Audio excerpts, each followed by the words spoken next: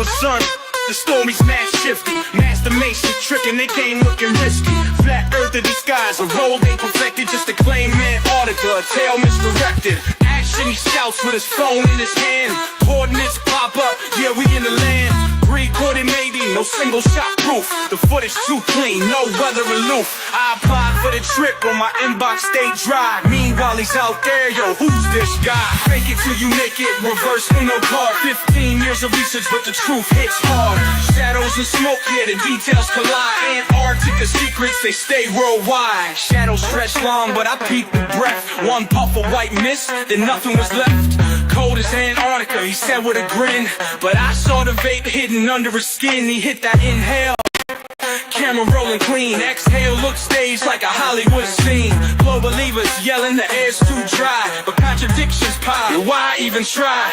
Snow's disturbed, but his steps don't stick. Green screen flooring, a cinematic trick. Fake it till you make it, reverse Uno card. 15 years of research, but the truth hits hard. Shadows and smoke, yeah, the details collide. Antarctica secrets, they stay worldwide. Yo, I zoomed in tight on the green screen pocket. Logos on his jacket, globe signs unlock it. He grabs fake snow from the edge of the floor. Put the trunk in the back, yo, what's that for? Driving through mountains, then poof, it's gone. A hidden driveway or a masterful con.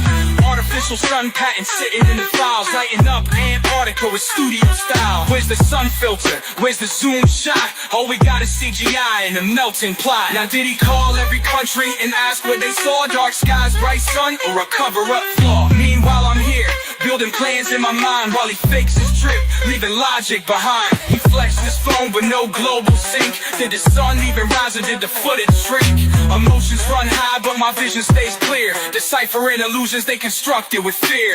Fake it till you make it, reverse Uno card. 15 years of research but the truth hits hard. Shadows and smoke, yeah, the details collide. Antarctica secrets, they stay worldwide. So next time you tell me my hours are waste, look close at his footage, how fake is it taste? Studio setups, shadows misaligned. Logic takes patience, let's rewind and find. You jump to conclusions while I dig through lies. 15,000 hours got me eagle-eyes. Fake breath, fake steps, yo, the scene's a mess. Truth's an expedition, not a studio test. Globe or flat, the real question's this: who controls the footage? What truth did we miss? So next time you watch, keep your focus and frame. Master Masons play chess in the shadowy game. 24-hour sun or artificial light. Antarctica secrets hide in plain sight.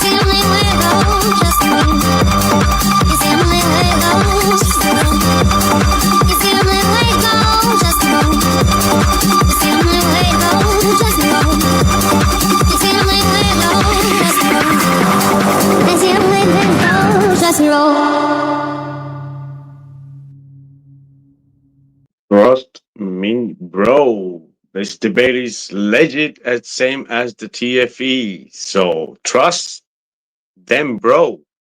Right? It's all about that. So yep. Hope you guys are doing awesome today. Joining us tonight here on Heliopsychosis. Welcome, guys, and we have an amazing second part of this debacle debate. That the more we look into it, we can see through the bullshit. So yeah, absolutely. So welcome everyone. And before I introduce my guest, I just want to give a shout out about our pages on Kofi. You have Jean's page too, with frames. You can find some amazing frames, and you got my link too, where you can find the bracelets. And if you guys want to support us, so you have the link in the description. And yes,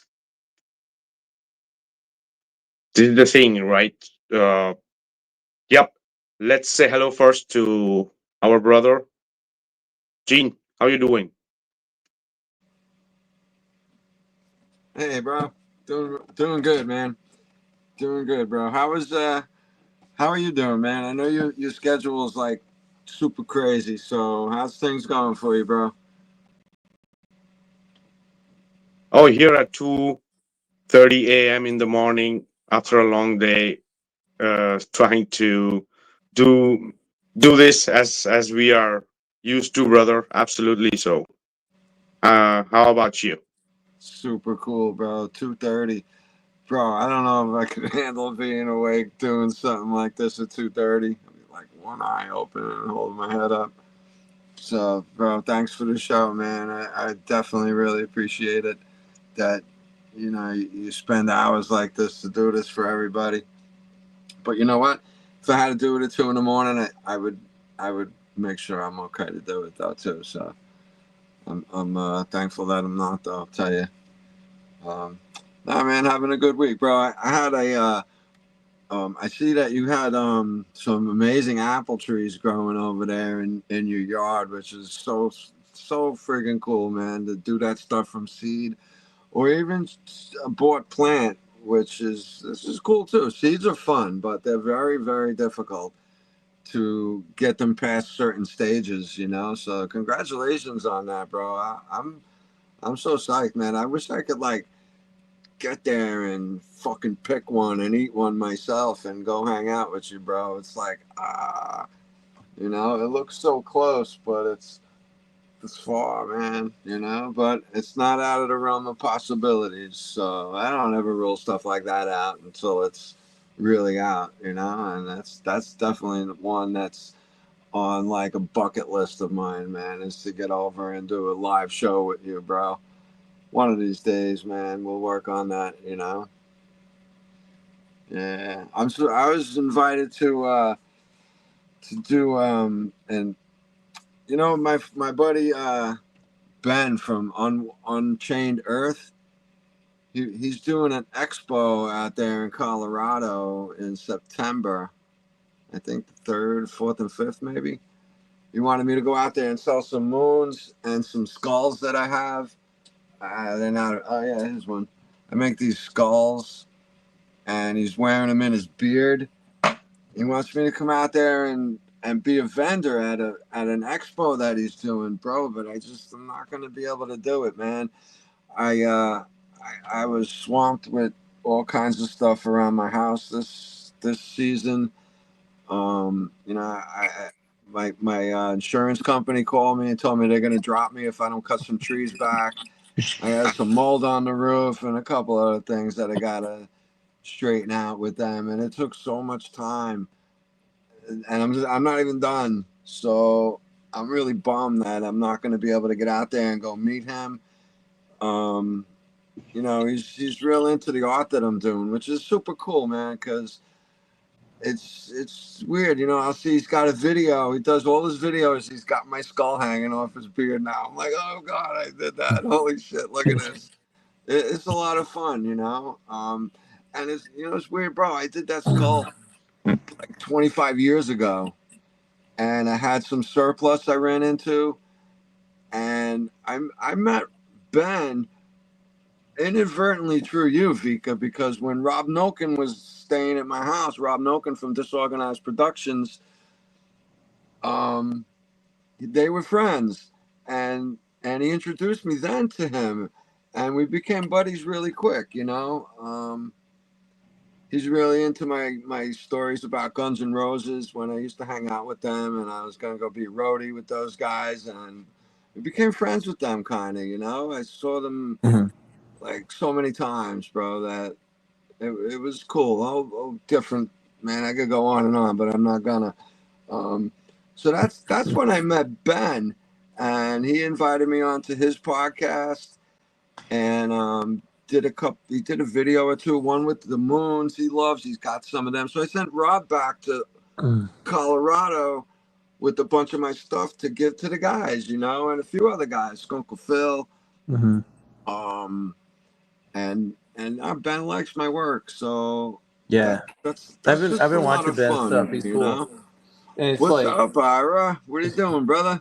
I just figured I was sitting on my chessboard and stuff. I have to be really brief today. I just want to come in. You guys have to see Zetetic Truth Tube's new premiere. Yeah, dude. Episode 81.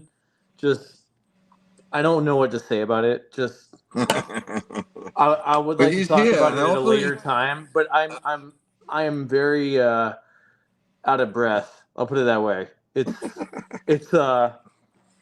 It's face melting. Like, this is just everybody just turn the lights off and have a little popcorn. Yeah. Freaking all this shit that me and Vika and all these guys have been onto. If you want like a really cool, awesome film that's about this kind of topic that we've been dealing with, Tom's new film, Zetetic Truth Tube, episode 81. Just go and like just give that a really honest thing, a really honest viewing.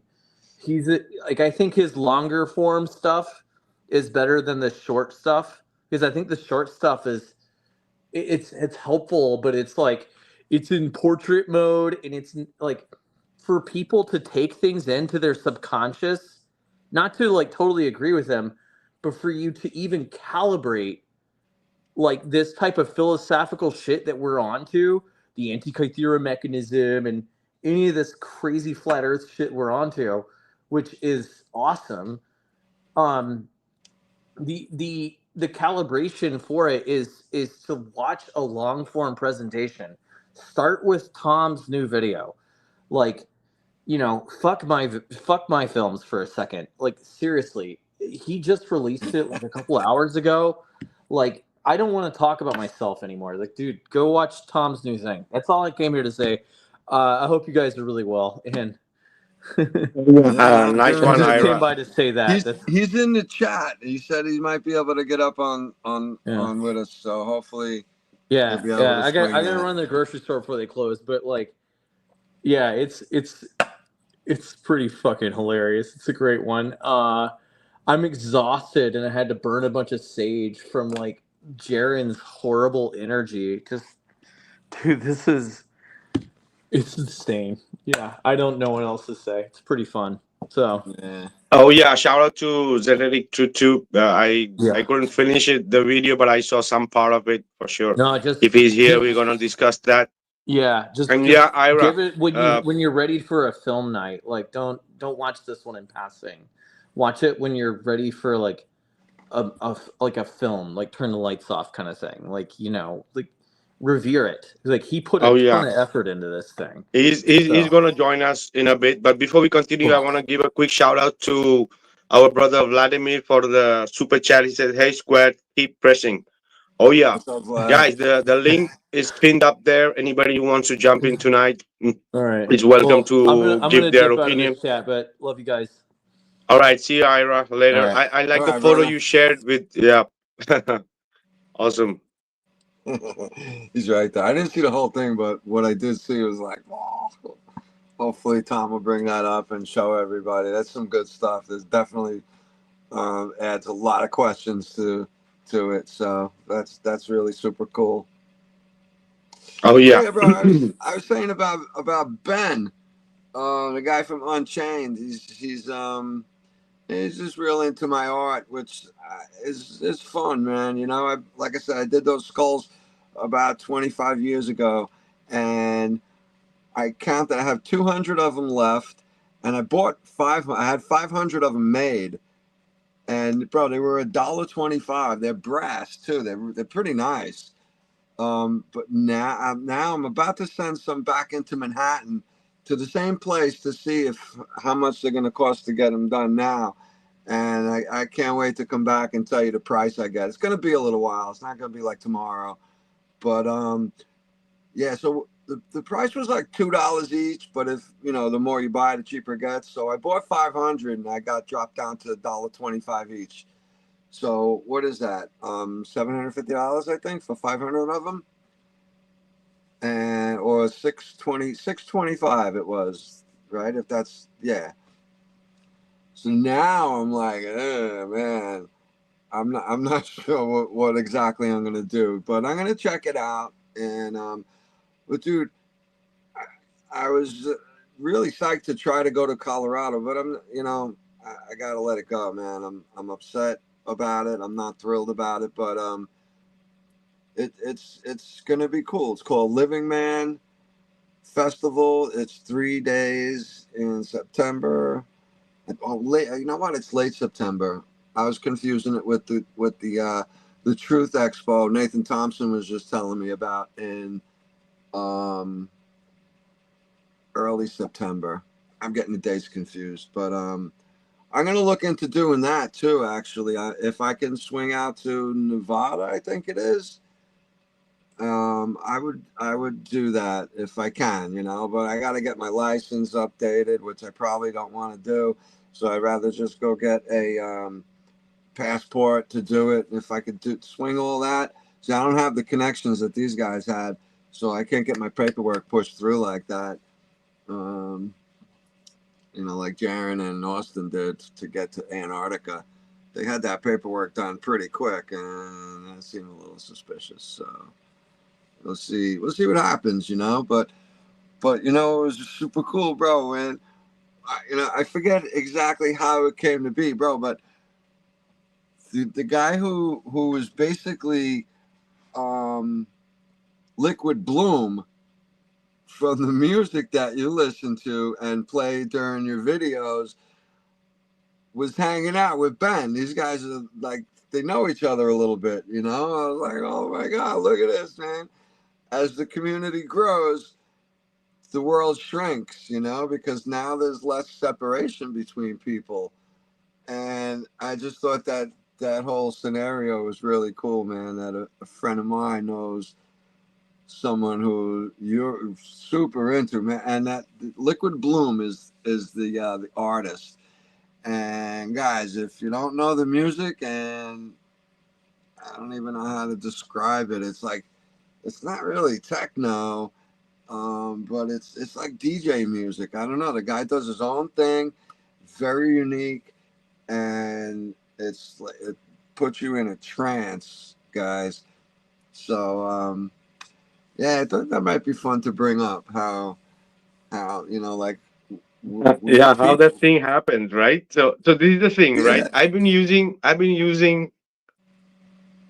the music from this artist known as Liquid Bloom from maybe in my flat out videos.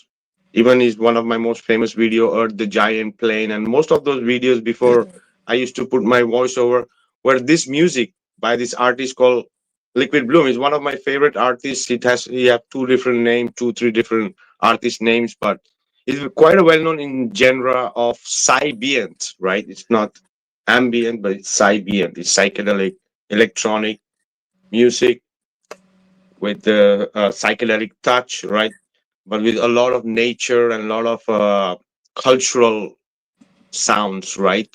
Very tribal, yeah. very ethnic music, right? And it's been my one of my favorite artists of all time. And this has happened, right? And Ben met him, and he was tagged, and I just left a message, and that he's one of the best artists of all time in that genre. and he tagged me back, Liquid Bloom. So that was freaking amazing. I really loved it. So I Nice. told, right, that's amazing. Shout That out to is Liquid really Bloom cool. and shout out to Ben too, right? Yeah. Ben, he's gonna do another like, I don't know if you call it a promo video. He does a lot of Instagrams, and he's gonna. I mailed him a few more skulls a week or two ago, and he's gonna do something when he gets to Utah. I don't know what he's doing. He's like touring or something. I don't know, but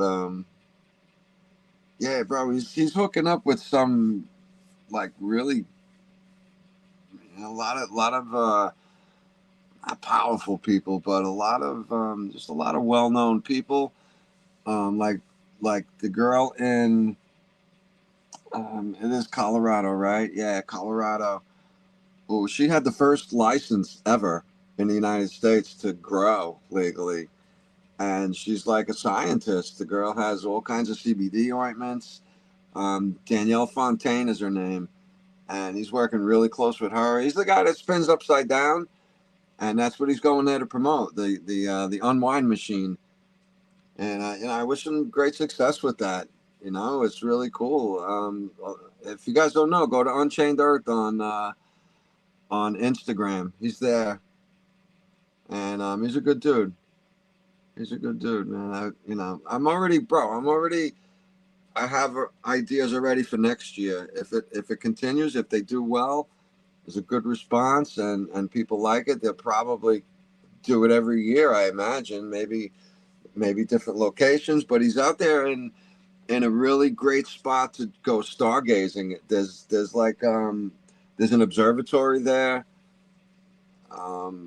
People are going to be having a lot of fun, man, and I'm bummed that I'm missing it, but that's okay. Not too bummed. This is me Yeah. bummed. Mm, next time, bro. And this is the thing. Before we get into today's topic, yeah. Another thing I wanted to mention, what you mentioned about the apples, right, from the seed to the fruit. Yeah, it's patience. It's the hope, and it's like patience important, right? That the possibility to think that you can, and right, for sure.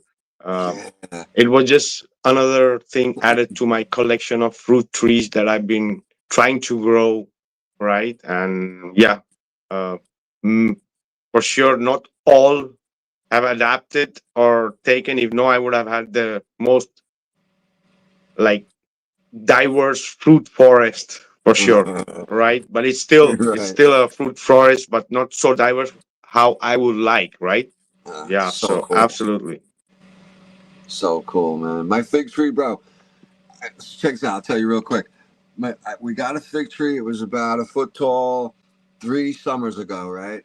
3 springs ago. And we planted it, and it grew, but it grew like this tall, but it became like a slingshot. So it shot out into two main branches immediately. And I was like, I don't know if it's supposed to do that. It's supposed to, stalk up, then grow branches.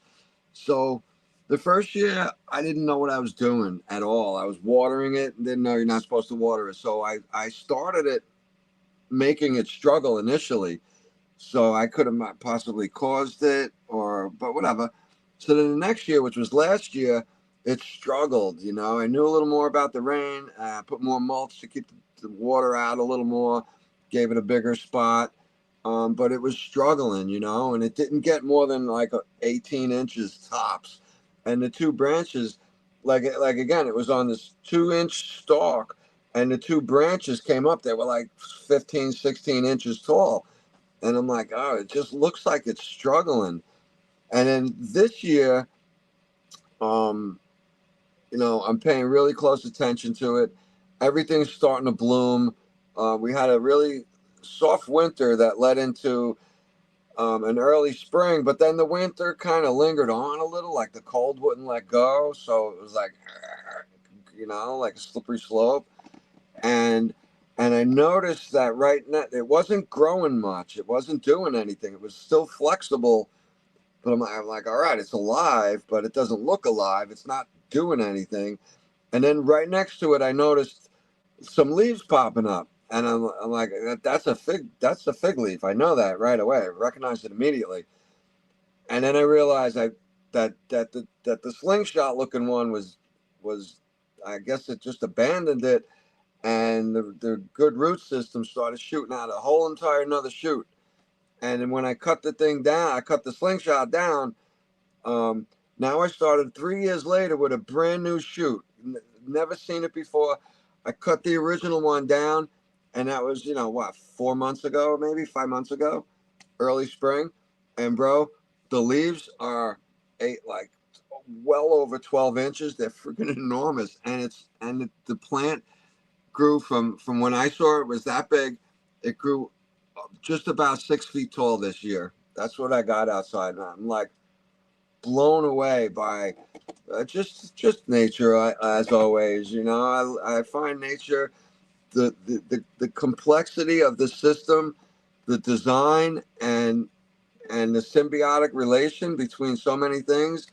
I would be here for 1,000 years and still be in awe of the beautiful design we live in. It's beautiful, it's fascinating, and I'll never get over it. I think I'll always be impressed with new stuff in this world, and I hope I never find out everything. That happens after you leave here. Maybe in the spirit world you get to know more things, but not here. There's just so much to understand and really get a grasp of and explore, and there's always new stuff, and I'm always fascinated in this world, man. I really am. Yeah, and absolutely, bro. And this is the thing. These people, like the controllers, are trying to manipulate this perfect creation, right? So this is the thing, as you were saying, like there was almost the spring, and then again the winter came back. It screws with the plant too, right? For example, my grapes bro. this year are late, right? Because they were almost flowering and they were almost there, and then again, so again now they're flowering, and now so absolutely, bro. Let's get into it, Yeah. guys. Do please hit that like button, guys, for FFS. Please do that. You guys are here. At least do that. And yeah, the links are there pinned up. Anybody wants to jump in and add to what we are speaking here is welcome. And yes, let's continue. Let me find. We were like almost 26 or 27-minute mark when we left the last time. So, before that, let's say hello to the man of the day, Mr. Hey. Tom. Hello, All the way guys. from New York. What? Nice job with the video, bro. I lose you sometimes. I can't hear what you say. Yeah, I caught the Nice, end great today, job bro. with the video today. Oh, thank you. Yeah, it was pretty long, I would say. Longest video I made. Nice, So, good but job. I had a few things to bring into it. I'm still trying to figure out what Gene's comment is about. This half foot, 40 foot thing. I'm sorry. You wrote a comment under my video, which I still am interpreting. I did? Yeah. Oh, I was asking how did Jiren make that perfectly straight 15-foot, 1 foot wide line in the snow when Austin couldn't even pick it up? They're not able to leave footprints, but he dug a perfectly straight line. I'd like to see how he did that. But what about when he was holding the compass the wrong way? Yeah, I know. It was like 40 degrees off. That is pretty insane, I have to say. You can't fake that. Pretty rough, man. I don't know, guys. No, I don't know what was going on, to be fair. Yeah, I just caught the end, man. I think you just shut it off when I got there. Okay. Testing. You guys hear me? We hear a UFO landing or something. Oh, damn, bro. Oh, my. How do I... Only, yeah. Tom is Test, new to test. this, so how are you doing, Gio? What's Good. up, What's up, Gio? guys? Good. How are you guys been? Awesome, bro. Good to We see you. hear, You still hear an echo? we hear you like really far away. Testing. Still? How is my sound? You're good. Now it's good. Yeah, said yours. All right, Tom. Okay. Is mine still bad? Gio, yours. Mic check. Mic check. Yeah, stay near to the or increase the volume or stay near to the more. It's my phone. I have a Android Galaxy 25s. All my TikToks account, I always have microphone issues with them, even though it's a late model. It's one of the newest models out there. The one before that also. Hey, what's up, Dave? Hope you're good. What's up, Gene? What's up, Vika? Everything good, guys? Oh yeah, absolutely. We like your backdrop. That Yeah. clock behind. Yeah. The this side. Oh yeah. I don't know. It's not mine. So I don't know where I yanked it from, but it's awesome though. Oh yeah, it's the Prague clock, right? With the FE map with the latitudes. Yeah, Yo, Vlad, for what's sure. up? Yo, shout out to Vlad in the chat, also to Dave. Guys, the link is up there if anybody wants to come and join the conversation. So guys, let's jump into it tonight. Yeah, you want to add something, Tom, before we continue I was about your just going video? to ask what's tonight's topic. Yeah, me too. I just jumped Let's in. get into it, right? This is the part 2, guys. But yeah, I know people. Some people are having hard time going through this. We understand, but somebody have to do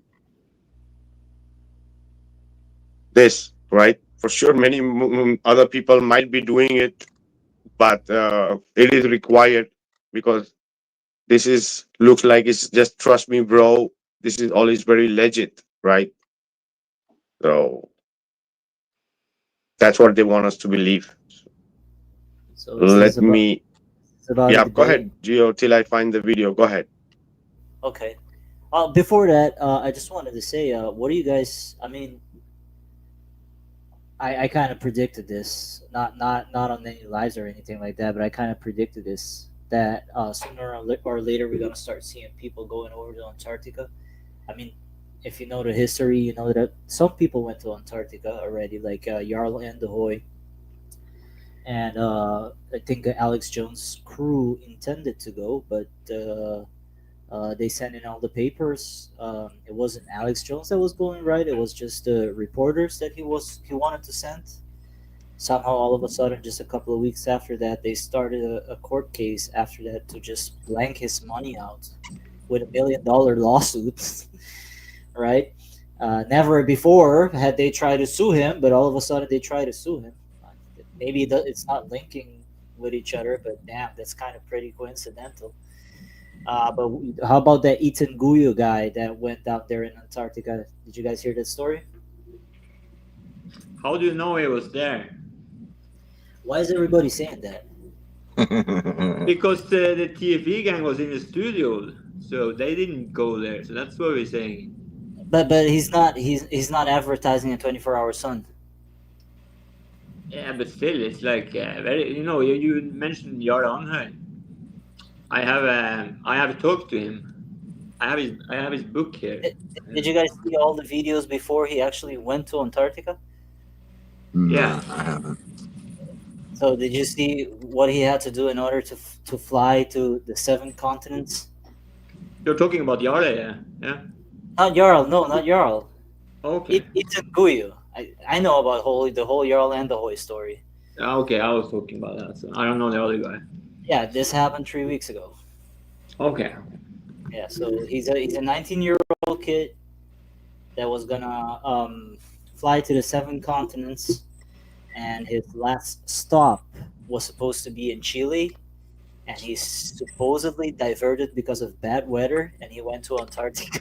I don't believe that, but and so his flight plan that he scheduled with the ATC controller the day before was supposed to land in Chile, but somehow there was bad weather there, and he diverted and landed in King George, which is the northest island. Well, I don't know how you say it. Like it's the most highest island in Antarctica, the peninsula where the peninsula stretches out. And now he's locked up for 90 days. So How high? Yeah, is but it? a 17-year-old kid, right? Doing 19, he started at 17 with flying, and 19 is when he reached there. Yeah, that could be possible, but Chile is pretty close. Yeah, Chile is pretty close to King George. Oh, yeah. King George is in Antarctica. Yeah. Oh yeah, the Georgia Islands. But I can tell you what happened to Jarle when he went. I don't know, Vikka. Do you have a planning or anything scheduled? No, he was. They were just letting the boat. The rest of the crew was going to sleep while Jarle and Samuel was driving ATVs at the ice ring. And then they suddenly just got some calls from home via satellite phone, and they were worrying for the other crew. There were 3 other crew members that was going to sleep, and they hurried back with the ATVs, and the boat was gone. Yep, he lost 3 of his crewmates. Yeah, but nobody. There was quiet on the sea right then, and they were sleeping. Yeah, from what I heard is that he got it before he reached to. I think it was what's that base south from New Zealand? Yeah. What's that base? The base name? Anyways, doesn't matter. Before he Mawson? arrived. Mawson base. No, it's not Mawson base. But there was an American base also there. Yes. Yeah, and they refused to help go look. Well, from what I got from the videos and all the fucking, I did a big like research on this. Is before he arrived to the station, they told him to leave the area because there's a mat storm incoming. But this guy has been sailing for about 15 years, and he went through all the storms that he could ever went to. And somehow, so when they docked at the station, they left with the UTV. They had like 2 tons of diesel, if I'm not mistaken, with a UTV on the ship. It was a very fucking small ship, bro. It was a really small ship. But he was very good at sea, this boat, anyway. Oh yeah, he's a master. Yeah. They have traveled via Greenland and the northern route with that boat earlier. So yeah, this guy just like a Norwegian that he is. He wanted to live and be like a Viking, because that's where Vikings come from. Yeah, I talked to him actually. I talked to him too. Oh yeah, he knocked me off. Sorry, go ahead, Vikka. Oh yeah, this is the thing, guys. Getting back to the Antarctica thing, this is the thing. This kid flying continents between continents at 19-year age, so it could just be a publicity stunt too, right? Just to show the people that nobody fucking is going to Antarctica. Just because you are. My point was, I'm going to say to, what's your name? Gio. He was torpedoed by the New Zealand Marine. Oh yeah, for real. That's Jarl Landevoy. Yeah. Yeah. He was. That's what was happening. Yep. I 100% believe that. They didn't find a little piece of the boat. No, they found an empty raft, rescue raft. Well, do you know the story after that? Yes. Do you know Nilaya? He wanted to go back and look for his friends, but he was stopped by the Norwegian Polar Institute. No. He had the Nilaya ship that he got handed to by the TV station from Norwegian, because when he went back, so he got jailed and he got charged 20,000 kroning by the New Zealand courts. When he got back, they mourned and they cried for about 2 years. Him and the other guy that stayed alive back in Norwegian. And Samuel.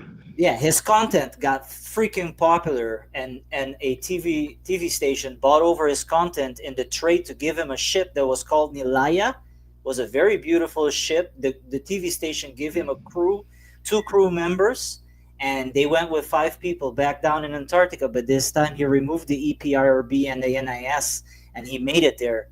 and he went with a scuba and tank and everything and searched for the ship where they told him that it supposedly got trashed. They didn't find anything, but Nothing. he wanted to do a ceremony there for the people that has passed, because this guy's never lost a crew member before, and all of a sudden there he loses a crew member. So yeah, that's it was not only the New Zealand who fined him. He was fined also by the Norwegian Polar Institute, who overproved the permission he was given from Argentina. Yeah, somebody said it in the chat. McMurdo Station. And they more refused Australian or to something. go and look for him, the boat. Say it again. Oh yeah, but guys, this is the thing, right?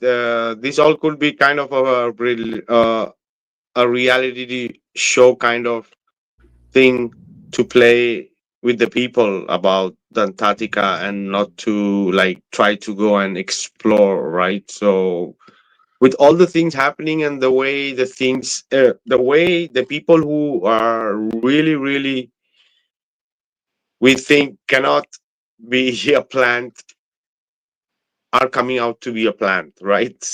So it's crazy stuff, right? There are some things like even Gene, for example, I shared today a couple of links with Gene, right? It's crazy stuff. So anyway, guys, let's start with Just this. one point I had to make was I have the book to this. Samuel was together with Jarle, and I read through the whole book just to look for if he said anything about the midnight sun, and he doesn't mention it in one sentence. And I think that's something you would have done if it actually was something there. Correct. Yeah. Oh yeah, and the three guys you shared also that you did in the video today, Tom. The three different people are saying the same thing. There is twilight, but the sun is setting, right? So there Twilight, are but you never see the solar disk. And exactly right. twilight So is very easily explained because of the reflection in the snow and. so if there are people who are also claiming that they were there in Antarctica, and some looks like also that they could be in Antarctica, and they're saying different things. So why should people believe No, I'm this just saying. TFE I'm team? just thinking, who's the most trustworthy out of that? Well, Vika, just to add this to the whole like soup. Jarl Andahoy was never mainstream, and he wasn't a flat earther. No, he was not. He wasn't promoting flat But earth. he became mainstream because they bought him off when he was home. He was, broken, and they said, "You take the money." And Zetetic. Mm. This is something that maybe you don't know. Okay. When the New Zealand / U.S. Military ship went to approach him and took him back to New Zealand and put him into court and charged him $20,000. Somehow, the whale hunters ship was also present during that time. You know the whale. Okay. I have a very sketchy feeling about the whale hunter, great big organization that supposedly saves whales. Oh yeah, you mean that Greenpeace guy? Yes, exactly. Yeah. They're always down there, like supposedly. Yeah, he's not very liked here. And if you go look at his whole army battalion that he has down there, trying to like supposedly fight in whales, you're like, where are they getting the money? But I don't know why he would take a sailboat. Who? Yeah, has nothing to do with whaling. Oh no, he was just present at the time, which was kind of weird. Yeah, okay. He actually helped them look for it, but they didn't find anything. So, but the thing is, you could see on Jarle in aftermath that he was broken. They had said something to him. But the kid is still alive. Oh yeah, but they gave him like a TV job where he's doing like Belika sailing competition with some people with Down syndrome. And, Belika, is that the kid's name? Belika, if I'm not mistaken. Belika. Belika. That sounds familiar. Yeah. Anyway, sorry. I had to say that. I love the story. It's sad, but it is what it is. I have made a video about him. Let's play this. Okay.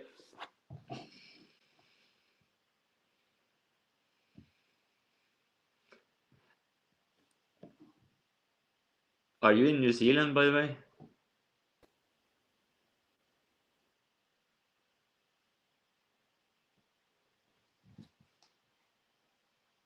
of the sphere, and that's what it did. And you said about the Fermi consequent. Where I'm confused on that is, haven't you said before, and Nathan Oakley and many people, they all say that the R value has been falsified, that the globe has been falsified. When you ask them why, they say if the Earth is a sphere of blankety blankety blank, and right, and then it's distance to the horizon is 1.22 times the square root of right. Then the Earth's so then they're doing the same thing. So now the number one evidence of the flat Earth that you guys use, the black swan, is an affirming the consequent. You just said that. Black if it's swan, not, that's then why something can't she somebody used. say if the Earth is a Go ahead, Tom. I said this black swan. This is not the proof that flat earthers use. It's only this club who uses the black swan as the best proof. Oh yeah, there are many other much better ones for Yeah, sure, yeah. but Like much better ones. thousands, Yeah. maybe. So, but this guy here doesn't and look like Jiren. Is it Jiren? Have they switched him out? Or what's going on? He doesn't look like Jiren. Oh Maybe it's yeah, just maybe. the nerves Hey, was you know what I playing said? on him. You know what I said? The guy got zapped with the zapper, the Men in Black zapper, when he arrived in Antarctica, supposedly. Because this guy has talked about every single fucking argument that exists against the flat Earth, and he trashed them all. And now he's the opposite, 360 degrees. Yeah, it's almost like I don't know, like they zapped him. Yeah. Oh yeah, that is Because the reason he was always like never showing maybe his face or his eyes or right is. But look how skinny is has turned, and it looks like his nerve is playing on him. Yeah, but I don't think they have that much money to make a clone of him. No, but I think maybe it's just because he has so bad consciousness and he can't sleep, and I think many people are after him, and he believes that many people are after him, and I don't know. I guess it's not healthy in the length to live like that, but it was his choice to sell out, so. Oh yeah, this is the thing. Looks like people are thinking, no, these people are like speaking about Jared and Austin, and now they are like behaving like victims. We didn't fucking nobody told you, nobody elected or selected you to go on our No. behalf, right? You And now self they're having like volunteered. You guys self volunteer. I don't know what is behind that you guys were there. So you are taking responsibility of a very huge community, representing them to prove it once and for all what is the shape of the earth, right? And the way that shit happened. And now that the people can see through the bullshit, what do you expect? What do you expect? Yeah. Right? No, we shouldn't question you. We shouldn't call you out, even though you guys are making it so obvious that it's bullshit. But he was not selected. I think it's one club. You know, everyone who was asked to go is in the same club, and they just agreed on who would stay home and who would go. Don't you think so? That David Weiss also just happened to be invited. Mark Sargent just happened to be invited, and next thing you know, Weiss and Sargent are sitting discussing this Notting Gate. In 20 years that Union Glacier Camp existed, now when the flat earther goes down in Antarctica is when they have Wi-Fi. Live streaming from Union Glacier Camp. This never fucking happened before. This is the first time that this happened in Union Glacier Camp. So Elon Musk was part of this because he was he had to put satelloons up in order to connect to, I would think, north of King George Island. There's another island that has a lot of fucking satellites on it, satellite dishes, and that would just relay the rest of the communication, I guess, to Argentina, and that's how it connects back to the grid. For taking the super chats and showing the people that they are there, the Wi-Fi was working, the internet was working, but for a 24-hour live stream, it was not working. Yeah, 50 cameras Right. and so many gadgets and hundreds of thousands of dollars, and the production team and the so-called scientists But you know, were Vikka, there. they had a drone with them. Why the hell didn't they send up the drone and flew over the area? You know, why did they play with it and it got ground level? You know, if it was me who was going and I really wanted to prove that I was there to people, you know, because that's pretty important. You could just send up the drone and fly around and show and film the ice wall. What the hell, a flat earther going to Antarctica who doesn't film the ice wall? No, that's pretty much, I would say, just as interesting as the sun. Oh yeah, so I'm not really So really I'm just sure. thinking about the things that is not there. You know what's missing. We didn't even see them spend the night in the tent or do regular stuff. You know.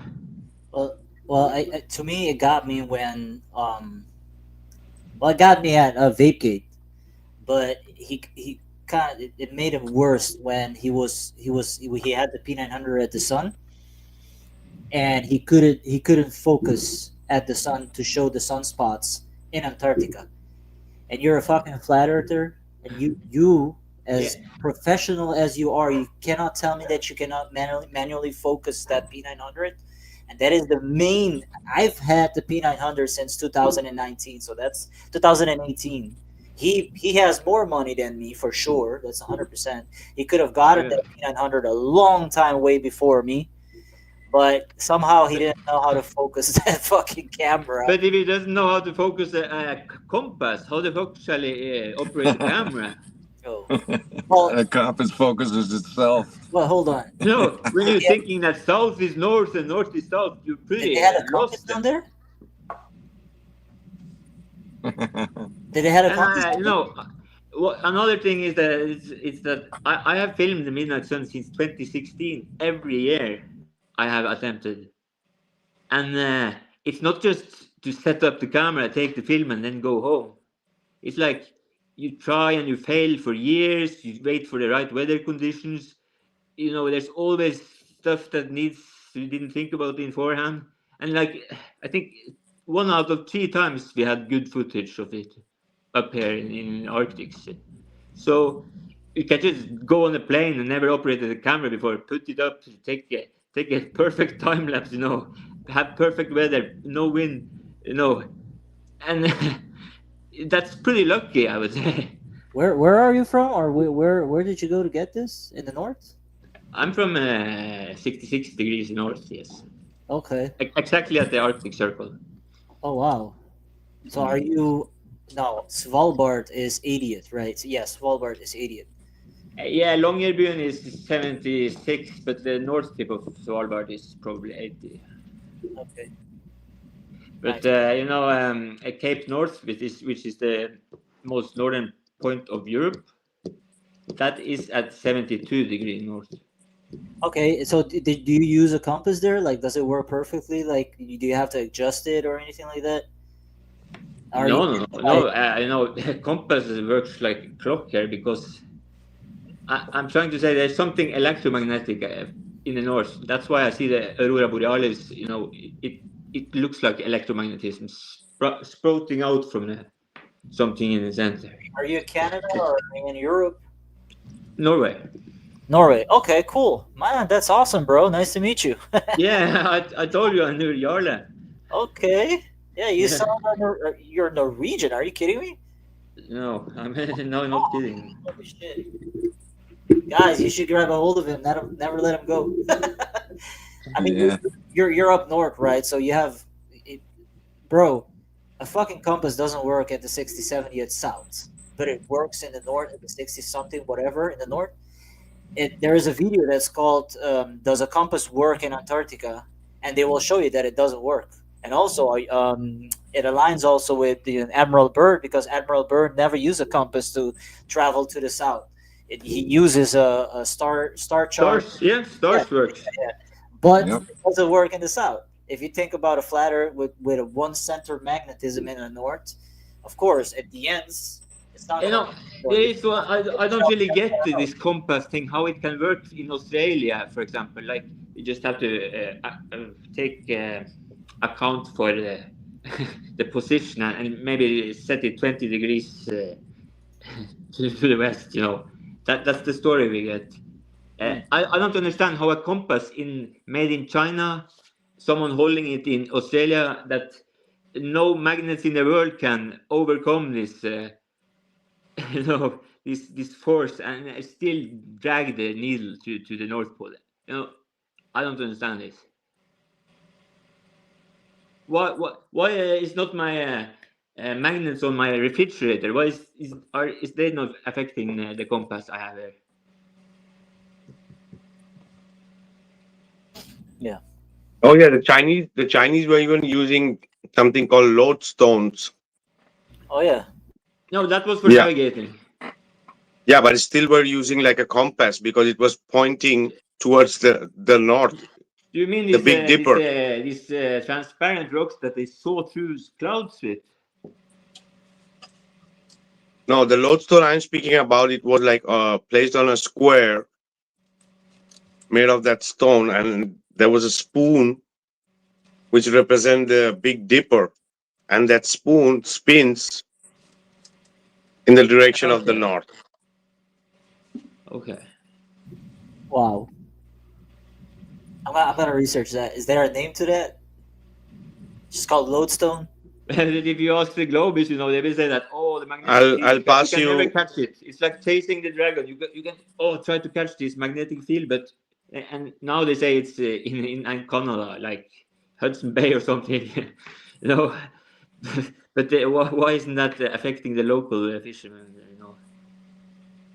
So this is just bullshit. And also they say it comes from an iron core, a molten iron core, who is not magnetic when it's molten. I already found it, Vika. Thank you, bro. That's awesome. Wow. So, anyways, my point is there's something magnetic at the North Pole. I can see it, I can feel it. I can hear some myths and old legends talking about the nails were pulled out of the boats because of this strong magnetic field. Well, directly from a ex-Canadian military soldier, the magnetic declination that they give you when you're traveling to the north, the 20 degrees off center that you should be adjusting to. And if you're like doing your research on the internet to go travel to the north from, let's say, like Europe or something like that, they will drive you towards Svalbard. And also, when you look at there's a video that's called "Sailing Off the Charts." Sailing off the charts. They go to the 80th north, and the Garmin maps ends at the 80th. They don't have it to the 80th to the 90th, and it stops right at a dead end in Svalbard that somehow has the highest mountains that I've ever seen before. I'm not saying that that's Mount Meru. I think it's way past that area. But you have this Bro, giant. Svalbard is where they keep the world's supply of seeds. Yeah, that's true. That's true. Okay. But you know, you heard the story about the giant trees and Yggdrasil, the tree of life, who was in the center of Earth. Well, there's a lot of stories of the giant tree. Yeah, tree of life, blah blah blah. Yeah, I've been there. I've been there. Go ahead. According to Norse mythology, there was a tree of life in the center of the Earth, right? And we have lately this year heard these stories about trees becoming mountains, right? Couldn't it be like that this magnetic Mount Meru is the same that everyone is talking about? It's the tree, it's the magnetic mountain, it's the same thing. And someone could have chopped it down, because when I see the Aurora Borealis come streaming out from the center and hits the firmament and spread outwards, that makes me think that maybe it is a petrified tree, you know, which is highly magnetic. Or could be it's an energy. It could be the vortex of the toroidal field, the center. If you see a vortex moving of the toroidal field, but it looks like a tree. The Celtics use it. We did a whole episodes on every cosmology, right? You Including mean the Norse. And I have a whole episode about Asgard and everything and this whole cosmology and what it could possibly be. The trees have so much importance here in our existence, right? If we see through the Norse mythology's way of seeing this, even as a Celtic, the tree is the most important. It's the center of the earth, right? It's yeah. where the sky and the earth meets, It's right? called Maybe a Yggdrasil, this shaft. tree. Oh yeah, Yggdrasil. It's called oh yeah. Tree of Life Yeah, well, from Norse mythology. Yeah. from Mr. Flat down in the chat, Ironwork 92,000, who did a freaking awesome job at going into Stanford University and actually deciphering the Monte Urbano book. We can kind of see that they place some of those symbols to hide text behind them, like the symbol in the middle that hide text from the north. So yeah, and if you dig very very deep, you'll see a lot of them talking about this 34 to 35 miles long black stone that sits in the middle of these four continents that sits in the north from 7 different maps. I think it was a NAOV, NAOV, the channel that it's a Spanish channel though, but he showed 7 different maps that shows those four continents up in the north. That's even the Chinese have a map with those 4 rivers. Right, the 4 rivers, correct. And I believe they're flowing inwards, not outward. And coincidentally enough, these 4 rivers are named the same as the river in Mesopotamia, where they say that mankind originated from. Yeah. But I think it's more like logic that everyone originated from the center of the earth, not like from some place in Middle East. So since the river's name is the same, it's Euphrates and Tigris, and well, I believe there is something there. I don't, Mercator, the map maker, he was not stupid. He wouldn't just draw in this land just for a joke. Yeah, here's the problem. There were 7 different maps that were from completely different civilizations. Spanish civilization, Italian civilization. They're not gonna mingle with the other civilizations. And how do they all get the same fucking 4 continents in the north? You know what I mean? It makes absolutely no sense. But Guys, sorry, go ahead, bro. this is the thing that only today I was watching also on TikTok, right? We all know that the AE map is patented, right? And it's patented in 5 different or 7 different countries. England, Canada, Denmark, Sweden, Australia, Austria. And I think, if I remember well. That's good memory. Yeah, so you imagine, right? This Earth, the AE map, the Gleason, and the Monte Urbano, or maybe the other maps, these all come from the same sources, right? Different time, different epoch, different generation, but they're showing the real possibilities of what it could be, right? You have the Earth and you have the sun. We have the time zones, right? The sun is supposed to be the ruler. And what you do with the ruler, you measure what? The distance, which is the earth. So we have a perfect creation. Yeah. Right? Mm. According to the time zones. And when you see how much effort they put into discredit this map. Right? Oh yeah, the TFE's effort. This is the TFE is the effort to discredit flat Earth and the AE map. The TFE people don't understand such a big that operation just to discredit an AE map. Apparently, that means it's important. Oh yeah, so maybe Mr. Jiren can tell us how his globe. It is said that for not for educational purpose only, and on AE map. It's patent allowed and it's patent in 5 to 7 different countries. And it's practically correct map. Yeah. So tell me, Jaron, can you patent a map with written on it that is practically correct, and in 5 to 7 countries? Now I remember what I was going to say earlier. About these degrees, these longitudes and latitudes. We must not forget that this is of the globe model, right? So I don't really think that it's necessarily is the when you reach 90 degrees north that you just go downwards again. It could be more degrees, right?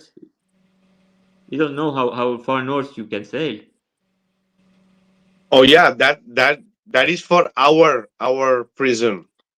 Those degrees and this map is for our prison. Maybe from there it starts another degrees. Yeah, I just want someone mainstream to hold the compass and walk around the North Pole and show me that it's flipping and that it's actually pointing to the center. But we have never seen this. But people say that when you come this far, the compass starts to spin. Yeah, check it out, bro. There's a video that called "Does a Compass Work in the South Pole?" Does a compass work in Antarctica? Check it out. It doesn't work. It spins off. But then maybe that explains Jiren's compass. No, he was actually leading. I was asking you a while ago. Did they bring a compass in Union Glacier Camp? Yeah, I saw it in my video tonight that Jiren was holding a compass and he held it upside down. The red needle. A digital compass, he said it was north compass. Well, let me ask you guys something.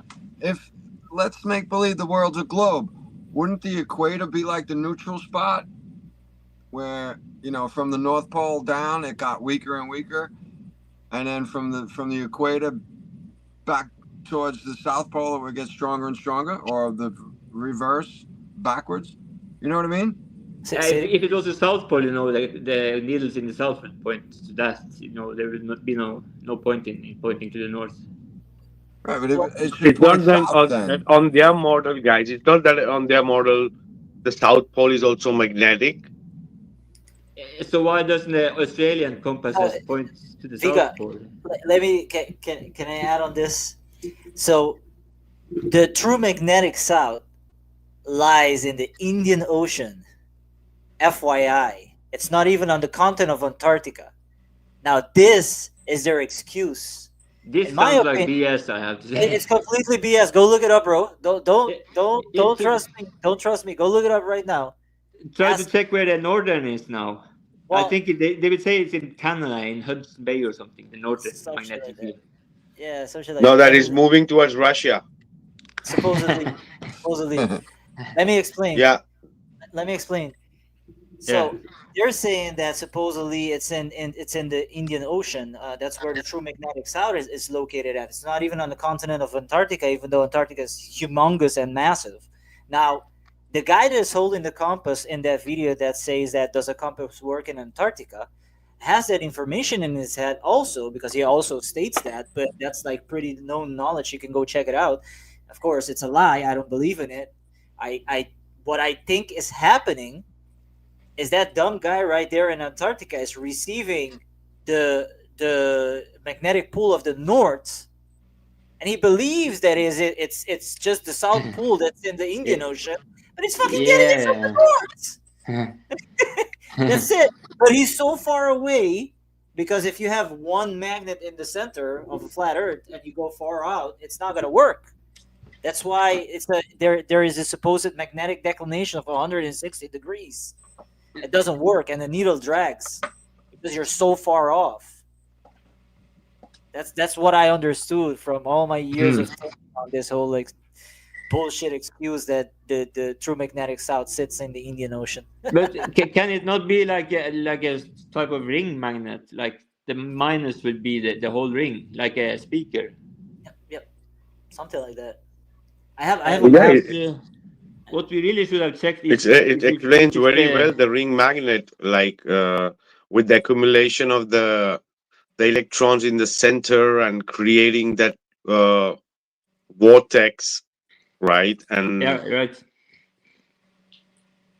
and all the south is moving outward. That is the reason also why all those devices and sensors work on this plane, right? This is the That's reason the also reason the why the so-called sun GPS works is also. circling.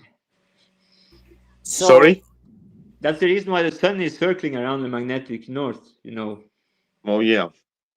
And And the lower frequencies that comes from the north is how these devices detect according to those magnetometers and sensors that our devices and the so-called GPSs have. That's why it's the reason that even without internet, you can really find yourself on the Google location or with the Google map or any kind of pre-installed map in GPS and routes and different stuff, right? Navigation and everything. So that's because those frequencies are coming from the north, from the center. That is how we navigate in aviation and in the ships. And that's how you locate yourself. And that's how the reason I call it the God's positioning system, because there's a central point from where those magnetic fields or low frequency vibrations have been spread all around, and you locate yourself on those latitude or on the map. All right, guys. even the stars are circling around this magnetic point. please, I want to get this very straight. So Jiren was holding the compass wrong. You want me to send you the video so you can check it? Yeah, please, but I never seen this shit because if he's Okay. holding the compass wrong and he never tried to focus on It's so crazy. You can see the red needle, and he points and say that this is south. He even written in the snow like a line and a big S. This is south, and everyone sees on the compass that it's north. Was there anybody talking to him at the moment that he was trying to use the compass? No, he was alone, but there was someone else who had spotted it. Okay, because if somebody was there, it would have said like, "Hey, man, that shit doesn't work here." But if he's holding it wrong, that sounds like he's intentionally doing it wrong, so he doesn't show what heading is it showing, or that it doesn't work actually down there, etc., etc. Or he was in a studio and it actually worked, but he couldn't show it on camera. But everyone knows that the red needle is north, right? What? The red needle on the compass is north. Everyone knows that. Yeah, sure. Yeah, but still you can see in the film that the red needle points to what he has written south in the snow. So it's like he cannot read a compass or what. I gotta see this. Sorry, guys. I have to send it to you now. So It's purposely done because these guys were not there to do science. It was like, as I said, he was burning paper, he was using the compass wrong. I don't know what else they were doing there in that cabin there, or all of them stuck together inside there. What the fuck kind of science they were doing there? Yeah, they didn't sleep there either. What? Where did they sleep? Yeah, a compass doesn't lie. So if he was actually holding it flat and we see it being attracted to an area and it's very steady and strong, that means that they weren't in Antarctica. Plain and simple. Okay. I'll let you see it now. Where is this? I just pasted in the chat. I love that. Oh, your link is not showing up, or I don't know. No, I haven't done it yet. Oh, my bad. Alrighty, so we'll continue a bit, guys. Sun does this, then we would see this in the south, and we'd see that. Therefore, the Earth's a sphere. If that's not allowed, then neither is saying that the horizon is a little bit higher than it should be on that black swan. Which, by the way, I believe that guy Bo, who did that observation, says that he went out there every day for 6 months, and then he saw that observation. So now the flat Earth is using a 1 day out of 6 month observation and going around telling people that that's proof that the Earth has been falsified. That's a joke. It's a literal joke that we would ever think an anomaly, meaning that 1 day out of, what would that be, 180, has an observation that makes the Earth flat, and so we're going to go around telling people that the globe Earth has been falsified because of an anomaly. That's crazy. So I think if you have different ideas about the shape of the Earth, which we did, again, I thought that the South was a lie. I thought that they were lying about the southern 24-hour sun. I thought they were lying about what happens south of the 60. That's why I thought they had the Antarctic Treaty. And guess what? I was wrong. when we go down there, we saw that the angles match perfectly in Punta Arenas. They had the sun going right to left. Again, people need to consider this. If you're on a flat Earth and you're at the south of South America, how is the sun going left? How is the sun going to the south? Guess what? There's a model that says the sun will go left, the sun goes south, it goes around the bottom of the Earth, comes back south of east. And that's exactly what we saw. I have to interrupt maybe. Go ahead, Tom. Gio, you have to go to the 48 minutes, 48:22 on the link. Thank you very much, bro. Thank you very much. Yeah. And also, I also show in this video that there are no shadows in all of Google Earth that points northwards. All Google images, no shadows ever points northwards, and that is a criteria if there is a midnight sun. That means that it means the sun never circles on the outside of the rim, you could say. Because we need, like in the north here, I can make a sundial outside. Actually, I have just a post standing in the ground. And at midnight, the sun always is in north, straight north. Oh yeah, simple things like that also she would have proved, right? Just a freaking a stick in the ground with a flag, right? And marking different southeast, northwest, and everything that you have there to show, right? Yeah, right. For sure, if these guys were really at a place where something was going around in front of them, they had all their supposed equipment and with the compass there to literally show how it's moving and the sundial and creating a sundial out of nothing, right? And showing it, right? Infrared. Here is my fountain. Back in the early 2000s, I was on a big construction site. We So probably built like 50 houses, and every time I got to a new house, the first thing I did was build a sundial, and I left it there. Yeah, but it will not work the whole day, will it? I worked a lot. Only here will it work the whole day because we have 24-hour sun. So if you see my fountain here, do you see it? Yeah, we do. And when the sun is circling over here in the summers, the shadow of this will point to the time, right? And if you have time lapse, you can see the shadow go around like a clock. Nice. Yeah, but this might have cost millions of $100,000s of dollars to do that. What you did there in the north, right? It was so difficult for these people. They didn't have the right equipments to make that what you made a simple. Yeah, it's true. But they had the moon. I heard about moon dials also. But my point was that I show in the video that show probably 1,000 photos from Antarctica, various satellites, or all are taken in the Antarctic summer. Not one shadow ever points northwards. Just go check it. That means the sun can never be south of the Antarctica. Because the sun has to be south of something for the shadow to point northwards, right?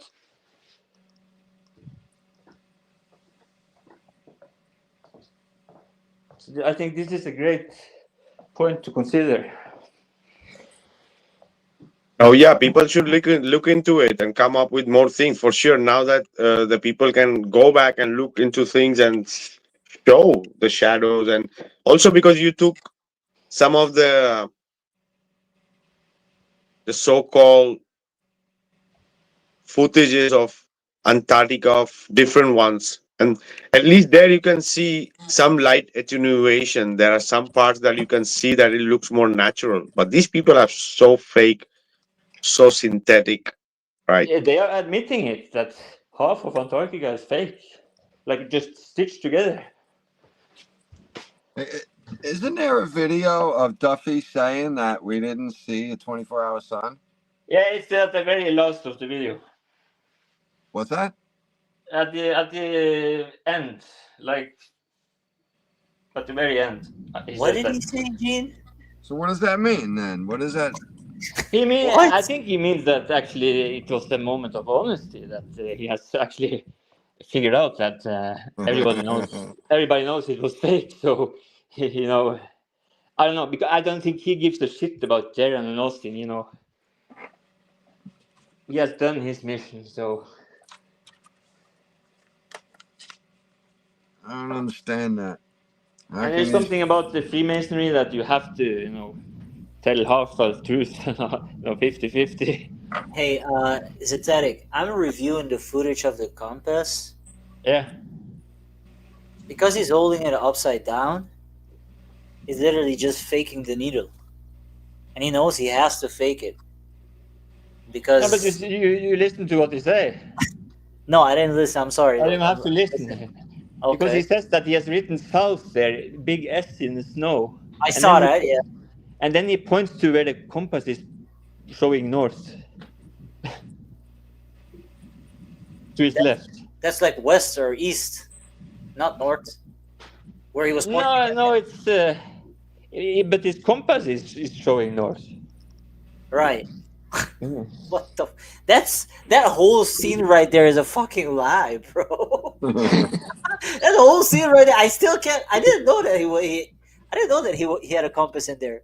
I think I don't understand the point of that scene. What was he supposed to...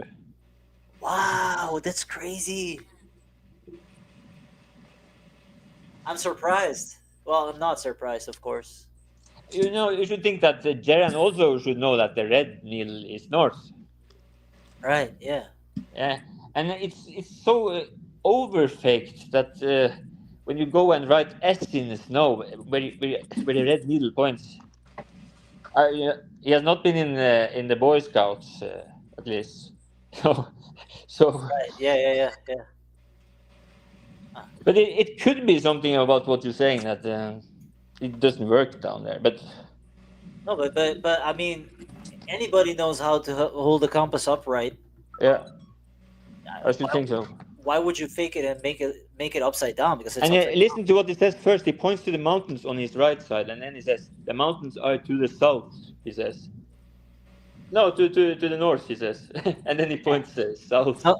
Sounds like he was following a script to lie about the whole thing, and he was in a studio, basically, in my opinion. Like, I've been saying this shit. Yeah, because you can hear also McToon is saying something about the same stuff that they have draw a line with a shovel in the snow to point to the, no, it's just something you don't do, like.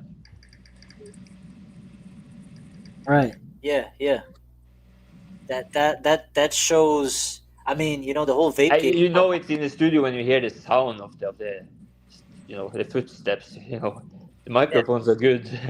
Yeah. Also, the drone couldn't go any further because it would beep before the object collision, and they were trying to make an excuse that it wasn't doing that, but makes sense. Not to mention that you actually see the corner of the studio. You should just lower the exposure in MC Toon's time lapse. If you lower the exposure, you will see the corners of the studio, and you see how small it was. It was actually smaller than a moon landing set. Yeah, so guys, I also heard some days back, like somebody on TikTok speaking about that these people were in George Island. Yeah, They I were think they nowhere. maybe have maybe some percentage of Oh, that's not in the studio, you know. you mean But they where had to have films maybe somewhere else. the kid landed? You mean King George? No, you No, mean no, that these people, never went to Union Glacier, or like they were in George Islands. But you know, when you see this snow, Not sure where that is. you see the snow, it's like a skeet. It's a south of Argentina. King George, then. Is it the people living there? No. or it's just called George. But we heard that all of these people were in Norway last summer in 2023. So why couldn't they just go to the mountains here and then they do just the sun they do in the studio? No. But there was something off with the blue shadows also. So I don't know. I have seen lots of shadows on snow, and they are not that blue. We have some snow here in Norway also. Oh yeah, so this is the thing. We are trying to see from different people, from different sources, what people are saying. So what I was mentioning before is that somebody was mentioning that these people didn't go to Union Glacier. Like they were there in Punta Arenas, and from there they went to George Islands, that is supposed to be south of Argentina, right? It's like Okay. it's somewhere. It's where all the tourists goes, right? The so-called Antarctica, but it's not Antarctica. Antarctica is more in front of them, right? Yeah, But the, it's ice and everything else, right? Yeah, it's I like a couldn't get tourist into the attraction. whole guys. I couldn't get into the whole conversation because I tuned in late. But there was very a few snippet I could listen, and they were even speaking about Metallica and something that I couldn't get it all. But yeah, I'll try to dig in that. I have that. I don't know if I have that But conversation, but did someone see them go there? Vika, that's called that's those islands, all of those islands. So also the King George and George, whatever you're saying, they're all close to the Deception Island. Not a lot of people know that actually that island is a actually, place. Yeah, yeah, yeah. it's an actual place. Deception Island. That would have been the top of irony for a Freemasons. Yeah. Well, do you remember there was a time where this lady created a TikTok account called I don't remember what she was trying to bash one of the cruise ships that were going to Antarctica because they were waiting. Everybody that purchased a ticket to go on the cruise ship to go to Antarctica supposedly were waiting for about 2 years to actually get on that freaking cruise ship and go to Antarctica. And the day that they had to go and step on that ship, they canceled it, and everybody stood their grounds there and like protested at the office. Like she filmed everything, she put everything on TikTok. You know where they went to? They went down Chile, Argentina, and then on the opposite side of Chile, and then they went to this Deception Island. Seriously, this is not a joke. I don't remember the name. Hope I can get it in a bit. Hopefully, if anybody was interested to see that whole debacle that cruise ship did. I don't remember which cruise ship it was. I heard a similar story about the plane also. There was like Antarctic flights they promised tourists, and the exact same day they were going to fly there, something happened, and yeah. Well, and just this is what I think they do. They act like they bring so much thousands of people a year in Antarctica. They inflate the number. They inflate the numbers. They make it seem like it's a lot, but really they're bringing very little people. Because I saw somebody not live streaming, recorded the whole like flight, and there was like maybe 6 people in the first class, and he turned the camera around in the airplane, and you could see the whole second class empty. Like there were maybe like 6-7 people in there. So a small amount of people goes like after like a long wait time probably, and because the seats are very limited, so probably they're lying about people actually booking to go there, because they only go there. I think it is they start in November and they end at like January, the beginning of January. They don't have any dates possible, but most of the days are completely booked. So I think that they lie. Yeah, they lie about the numbers. They lied about actually how many people go there. Yeah, I don't think there are many people who goes there. No, it's very few. Yeah. Oh yeah, and even if it's a control group like these people, they could have done anything, right? I'll try to play that clip here we'll see if we can try to get something of these people speaking.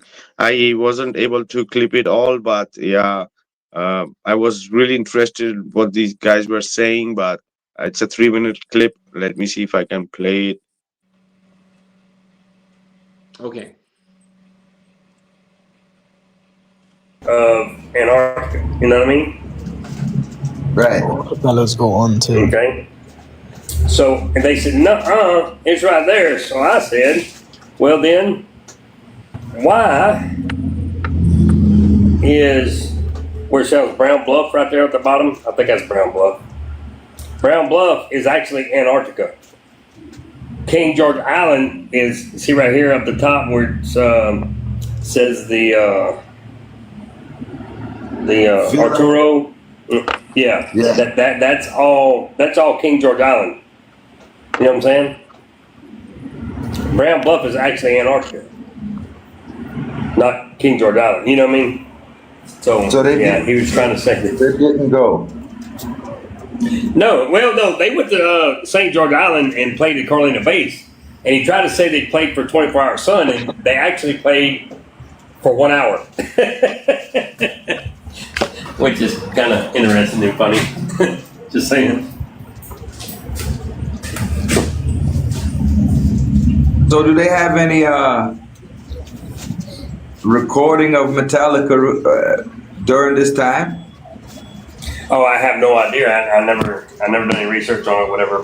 And the reason why all this come about because there was a Globie one time they come up and try to say that he was at the concert and they played for thousands of people and all this and yada yada yada. Well, we started looking into it, and actually, truthfully, they only played for like a couple hundred people. You know what I mean? So it went, it wasn't. It's just the people that worked there. It wasn't like, a whole concert type thing. Anyway, I found it kind of interesting that. Right. But he was trying to tell me that King George Island is actually Antarctica, and I was saying no. Well, this other Globie was saying that Isle of Wight is Southampton, and I was like, what? You're not making no sense, dude. So yeah, that's how it all came about. I'm just asking if I was. Anyway, I couldn't get the whole conversation, but yeah, you were speaking something about the 24-hour sun with the group Antarctica and with the group Metallica, and also that these people might have just been to these islands in place of the Union Glacier, right, to get these B-roll footages that they were somewhere in Antarctica, or that you don't need so many permits and all that bullshit to go to George Island than to go to Union Glacier, right? Because there's a difference between George Island being near Antarctica, but it's not Antarctica. What's the name of that guy that's extremely rich that went to make natural water sources in Africa? Like he made like 100 all over Africa or something like that. He supposedly went to Antarctica. The guy that anybody can help me out. Somebody in the chat is gonna answer me. I can't think of anybody, bro. When you said water in Africa, I was thinking Gaddafi, but that wasn't. No, not him. He's American. I'm talking about an American.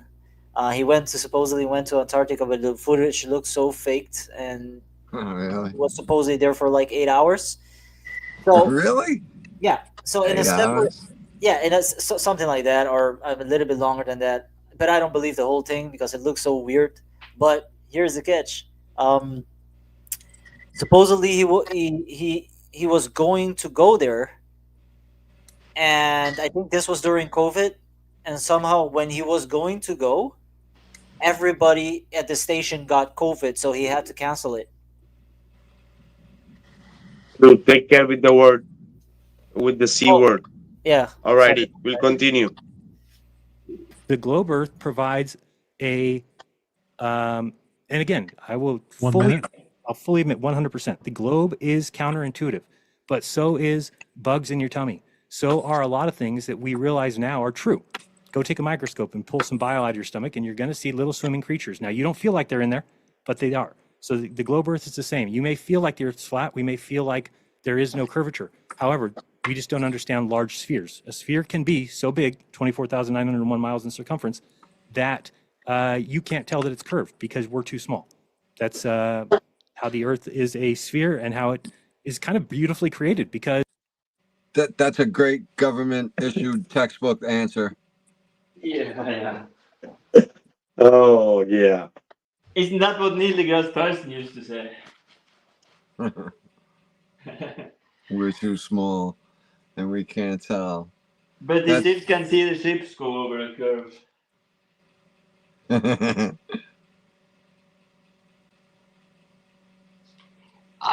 I don't think he means it. What he says, it's clearly just. Oh yeah, the Earth is beautiful, like the sphere. It's so big, but you don't see the curve. But I see the boat going over the horizon, but you cannot see the curve until you go higher than 200,000 feet. And Yeah. come on, Jiren, why don't you give us an exact altitude where the curve starts? We'll all become Glovers. No, the highest weather balloon camera I've seen had been like 130,000 feet, and still it's nothing. If it's not. Oh yeah, it's just so absurdity. Like these people believe the boat going over horizon at 10 miles, right? These people are just out of their mind, Yeah, right? there are actually a few people who believe it until you show them the zoom in video. Right. That's really dumb because there's plenty of places you can see across water 10 miles and it doesn't show that. So it's not a really good argument for them, but they all use it. There are lots of islands outside here, and they're like 70 kilometers. And you can see them all to the shoreline. Right? Nothing missing, right? No. And if you check on the Earth curve calculator, they're supposed to be like 250 meters below the surface. So, but people don't understand this proof. Normal people or. Yeah, a lot of people would hear that sentence right there. Well, the Earth's too big and we're too small, and they'd be like, "Oh, see, that's what they told me in 3rd grade too." Yeah.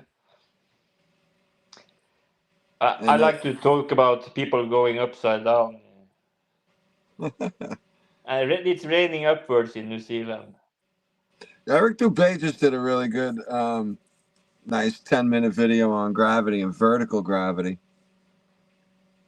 where if mass attracts mass, big vertical objects should be showing it, should be evidence of it, should have some measure of like visibility to it and reaction to it. And there's never anything. Like if you climb certain mountains, they're so big and they're so tall, there should be some sort of gravity sideways also, not just to the center of the core. Right. So and it was a great 10-minute video. How does the gravity determine what is ocean and what is fish? And butterflies. Yeah. And but clouds. Fish, they are in the ocean. That's supposedly sucked. For the person that asked who was the guy that went to Antarctica and got canceled, it was Mr. Beast, the crazy millionaire guy. Oh, he's like. Sorry, it took a while for me to find the name. I was looking for it anywhere, but I found it. So, Mr. Beast. He was supposed to go, and because of that, everybody got sick, and he had to cancel. It's kind of weird. Isn't he like a YouTuber, like this Logan Paul type? Yeah. He didn't make. I don't trust these people. No, I don't trust him. But somehow that story came out, and also then all of a sudden he's in Antarctica, and I'm like, what? That doesn't make sense. Like, didn't they cancel? And then it looks so fake. Like, lots of the things look so fake, and I'm pretty sure they remastered it by now and make it look so like clear and perfect, and they edit it here and there to make it look very nice. So yeah. But Mr. Beast. Yep. He seems to be in on everything. Oh yeah, there are many people like Mr. Beast there. Mr. Beast, he got to play on a poker finale for these purposes. WSOP, just because he was Mr. Beast. He played with Phil Hellmuth and these people, and you cannot trust those people. Oh yeah, and once you are on that level, like that you can mass control the people for sure. You cannot trust these people. Guys, we'll continue. You don't have to treat it like it's a sphere. It actually doesn't matter to your life. If you want to be a flat earther, that's fine, but get out of scientific studies, get out of scientific debates, because you don't have the kind of evidence. Holy shit! Really, Jiren? Scientific. What is so scientific about the globe? Yeah, Bro, he not got for educational and research purposes, right? Show us a globe using for any kind of navigation. Show us really, even in a digital form. Just hearing that he is talking about evidence just makes me sick, because thinking about what evidence he had delivered. So Oh, science. If you guys really like science.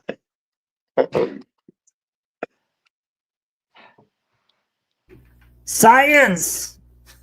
Yeah, just calling the word science like, oh yeah, it's pseudoscience, Jared. It's is nothing there anyone who's scientific watching about the him? globe. Like, besides us, is there anyone that's watching him, or has he lost all his subs? We don't know, but that's what I was saying the last time too, right? He's saying, forget about it, get back to life, right? What the fuck are you are doing, calling out flat Earth then? If you have got your revelation of your lifetime that the Earth is a globe, Yeah, why the hell are you there still debating? because you earn money when you debate it. The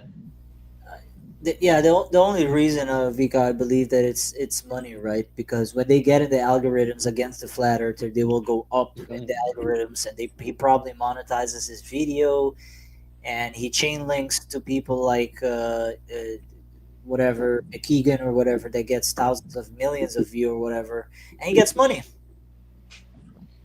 That's it. Exactly.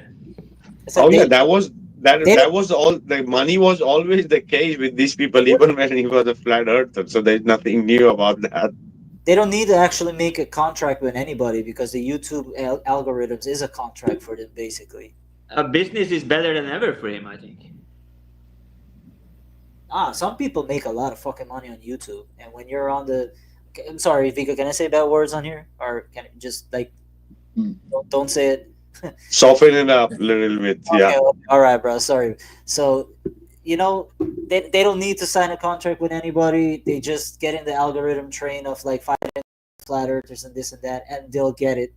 Look at Exactly. That's how the devil works nowadays. It's easy.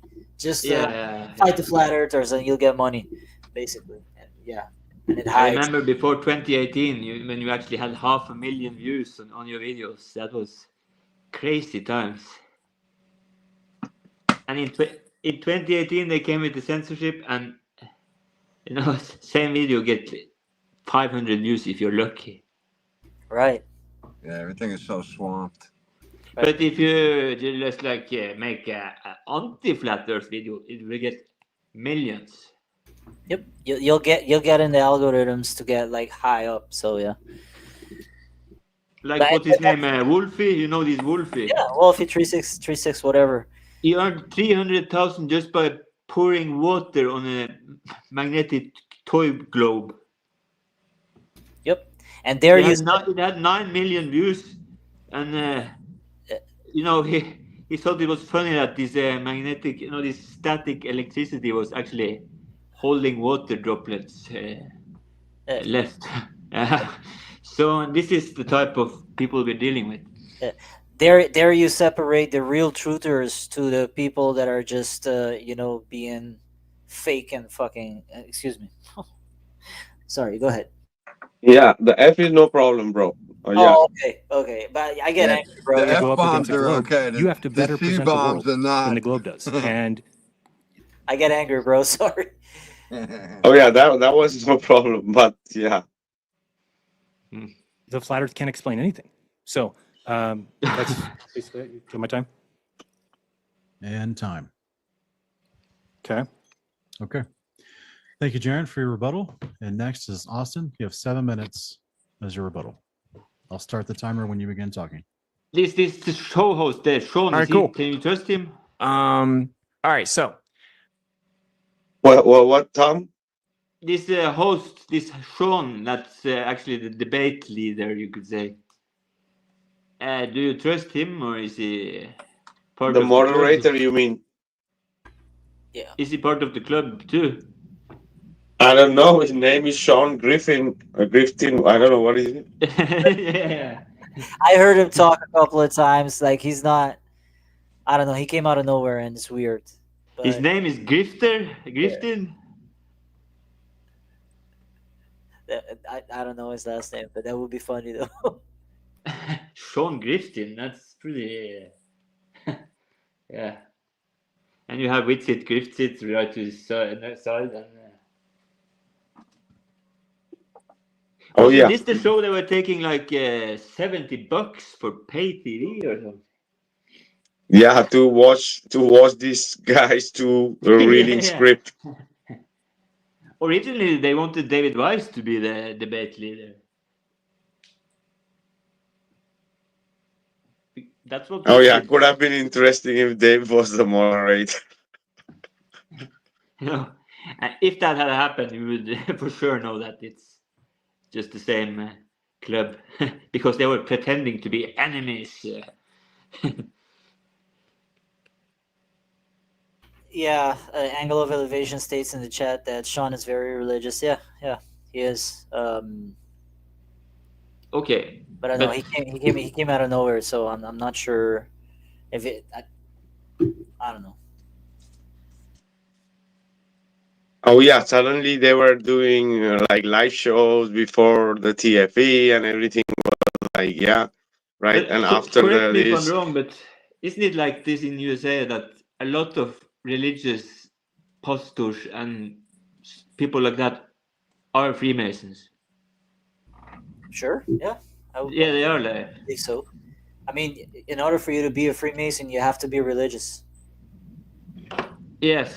You have to be religious because they know that when you're religious, they can control you. So that's why you have to be religious in order. But you don't have to be specific on anything. You could just say you believe in this flying spaghetti monster. Sure. Yeah.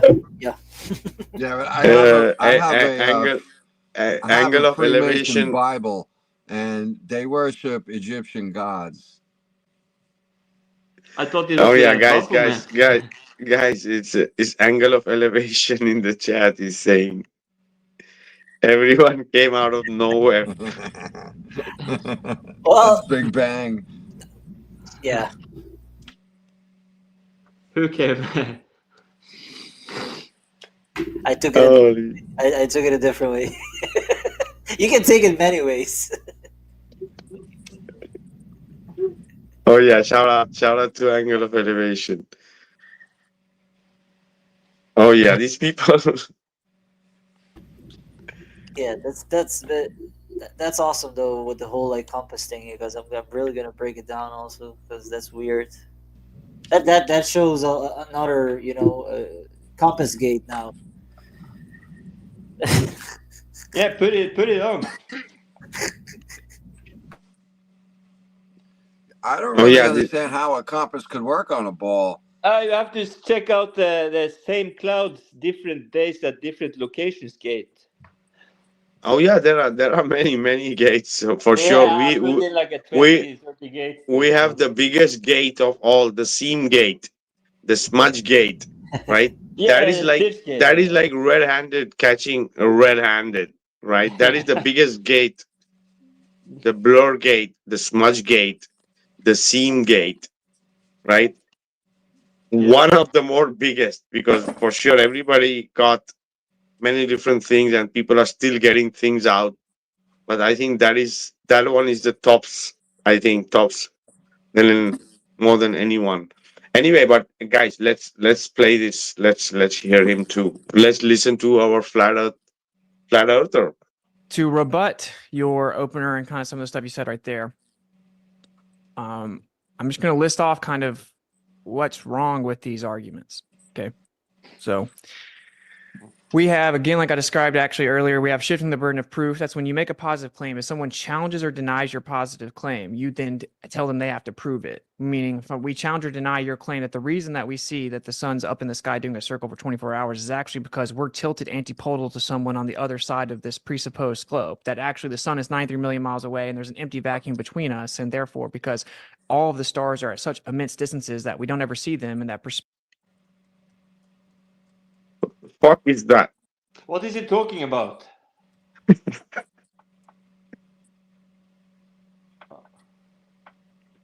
is the thing. This is what they just have.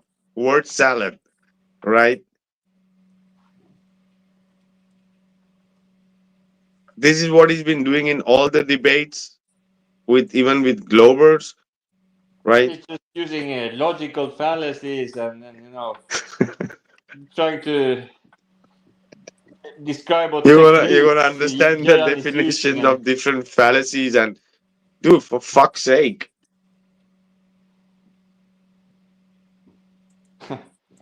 That's so crazy. perspective doesn't actually affect where we see them, even though it moves just as if it would be because of perspective like everywhere else. And then about 5 more presuppositions. And you actually require these presuppositions to claim that geometric position of you on the globe is why you see the sun do that. So you list all of those off and then say, if that's not the case, which like he's literally, instead of debating, he's literally saying that what Jiren saw is correct. How can he sit and talk about stars when he never have filmed a star in his life? It's like, have you seen these guys do any field research ever? Except for when Jiren was grifting that laser.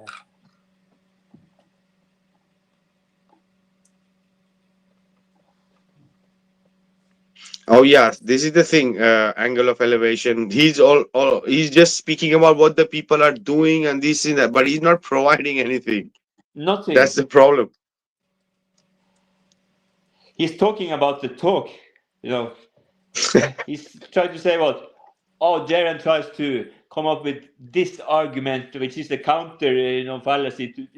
It's just bullshit. Nothing real. He doesn't say that, hey, take a look at my P1000 footage from last year when I took a time lapse of the star trails or something like that, showing No, nothing like that. It's just circle jerking. Exactly. Because it's a clown show. I don't know how much he earns per hour on this, but the more bullshit he can talk about, the more he earns, I guess. And after the show, him and Jiren goes out on the back room and starts to, split the money. They are business partners. They say it themselves, so I don't understand how two business partners can. That's why they're throwing the ball at each other like a volleyball, right? Oh yeah, what Jiren saw, he understand in that way, but the reality is this way, right? Yeah. They are playing an act. Exactly. It's like a theater. which most of the people defending the globe, they just expect this to be granted. They very conveniently omit that it requires that many presuppositions to even then affirm the consequent that viewing the sun is that way, right? You have to view all of those, you have to claim all of those presuppositions and reify them, presuppose them, and then affirm the consequent to address the idea that we're doing the same thing. We are not, right? Like the black swan argument, for example, was if the earth is a sphere with a radius of But if we can play that sentence again and see if we can understand what the hell he's actually saying. Because it's nothing. Guy Bo, who did that observation, says that he went out there every day for 6 months, and then he saw that observation. So now the flat Earth is using a 1 day out of 6 month observation. I'll fully admit 100%. The globe is counterintuitive, but so is bugs in your tummy. So are a lot of things that we realize now are true. That's not true. You ever had a stomach ache? It requires that many presuppositions to even then affirm the consequent that viewing the sun is that way, right? You have to view all of those, you have to claim all of those presuppositions and reify them, presuppose them, and then affirm the consequent to address the idea that we're doing the same thing. We are not, right? Like the black swan argument, for example, was if the Earth is a sphere with a radius of 3,959 miles, and the geometric physical horizon is at 1.225 times the square root of the observer's height in feet, it is not. So therefore, the Earth is not a sphere. That is a falsification of a positive claim, as opposed to affirming the consequent, which is if the Earth is a sphere, we'll see the sun be in the sky for 24 hours. We see the sun in the sky for 24 hours. Therefore, Earth is a sphere. That's affirming the consequent, making a positive claim, presupposing the actual thing in question, and then just affirm it because of the outcome, like the actual observation itself. Right. So as if to exclude any alternative possibility. This is why it's logically fallacious. Right. And then, of course, like the straw man of like it could be a dog. No, the position specifically is that we physically, empirically measure the surface. We utilize the surface to actually be a topographical plane. And then I listed off specific reasons why we have to utilize it to be a plane in the first place. And we can talk more about the positive evidence.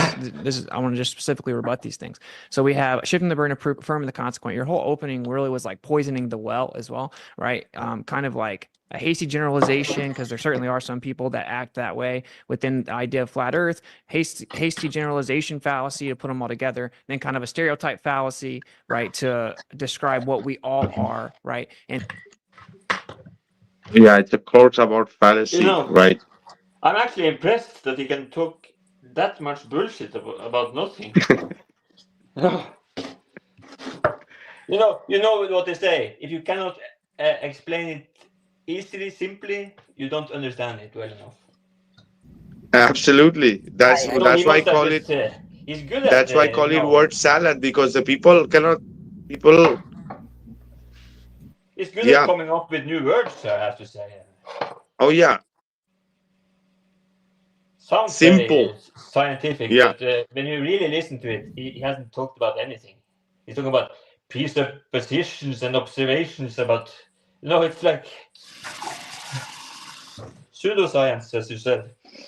Exactly. That is what I said in the last time. This is like creating the pseudoscience or theoretical science of flat Earth, right?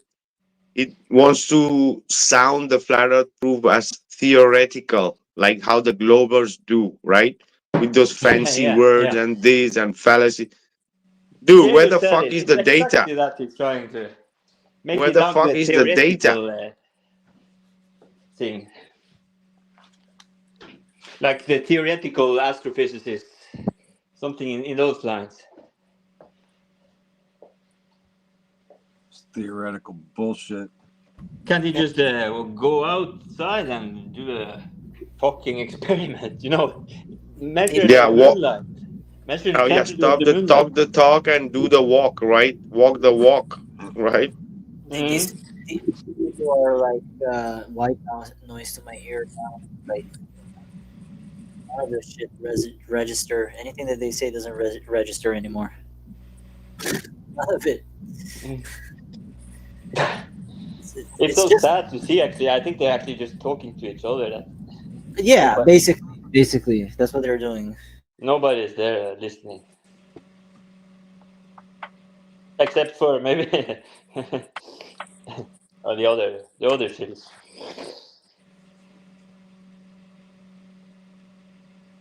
Then a genetic fallacy, because those people are like that, anything coming from them must not be true. And then, and these fallacies are packed into one. And then you use that to poison the well the entire time, right? Which is incredibly fallacious. And there were lots of ad homs in there, and then a lot of people that are not here, and I'm not going to answer for what they did or didn't say. I do also know, like, in good faith, I'll acknowledge that there's obviously a lot of context and history kind of leading up to this debate and what a sad one, Jiren. You did say that you tested it and tried to explain it for 6 months, and then you decided, well, really right when we got back, you started saying that the Earth was a globe. It wasn't that you tested it and looked for alternative explanations. Okay. There you go. 6 months before. So, okay, and then begging the question, it's kind of the same thing as from the consequence, just an informal, right? And then it was a lot of kind of an appeal to an emotion, right? It's really kind of irrelevant how these people acted. They all turned on me as well, arguably more. And this is a big one. It's a false dilemma. It's a false dichotomy, which is either it's that AE map or it's my presupposed. This is the same logical fallacies he has been talking about forever, as I know. He's very good at reading Wikipedia about the logical fallacies and the different categories.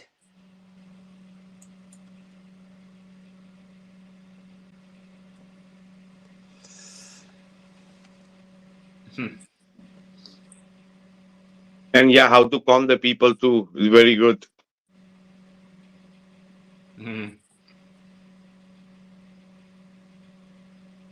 It's very sad to see this.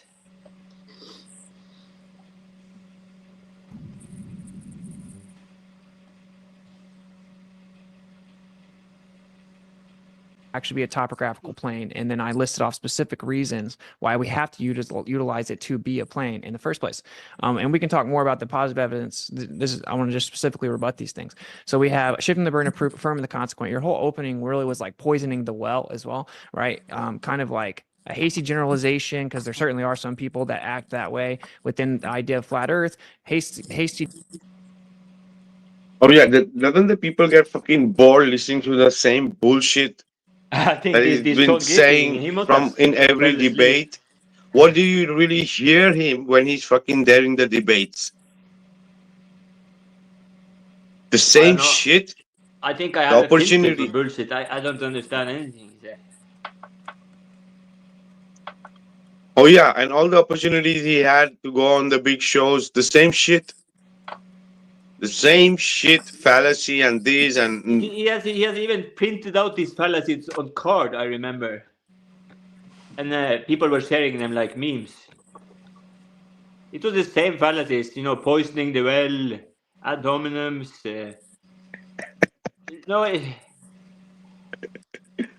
It's allowed to say one thing, and it doesn't have to be a fallacy, no matter what he's talking about. So. oh yeah, ad hominem.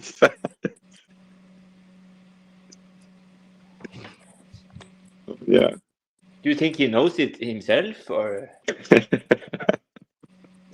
He's trying to explain it to the people. To me, it sounds like he's so stupid that you just have to say something. They say like, a wise man talks when he has something to say. A fool talks because he has to say something. Right?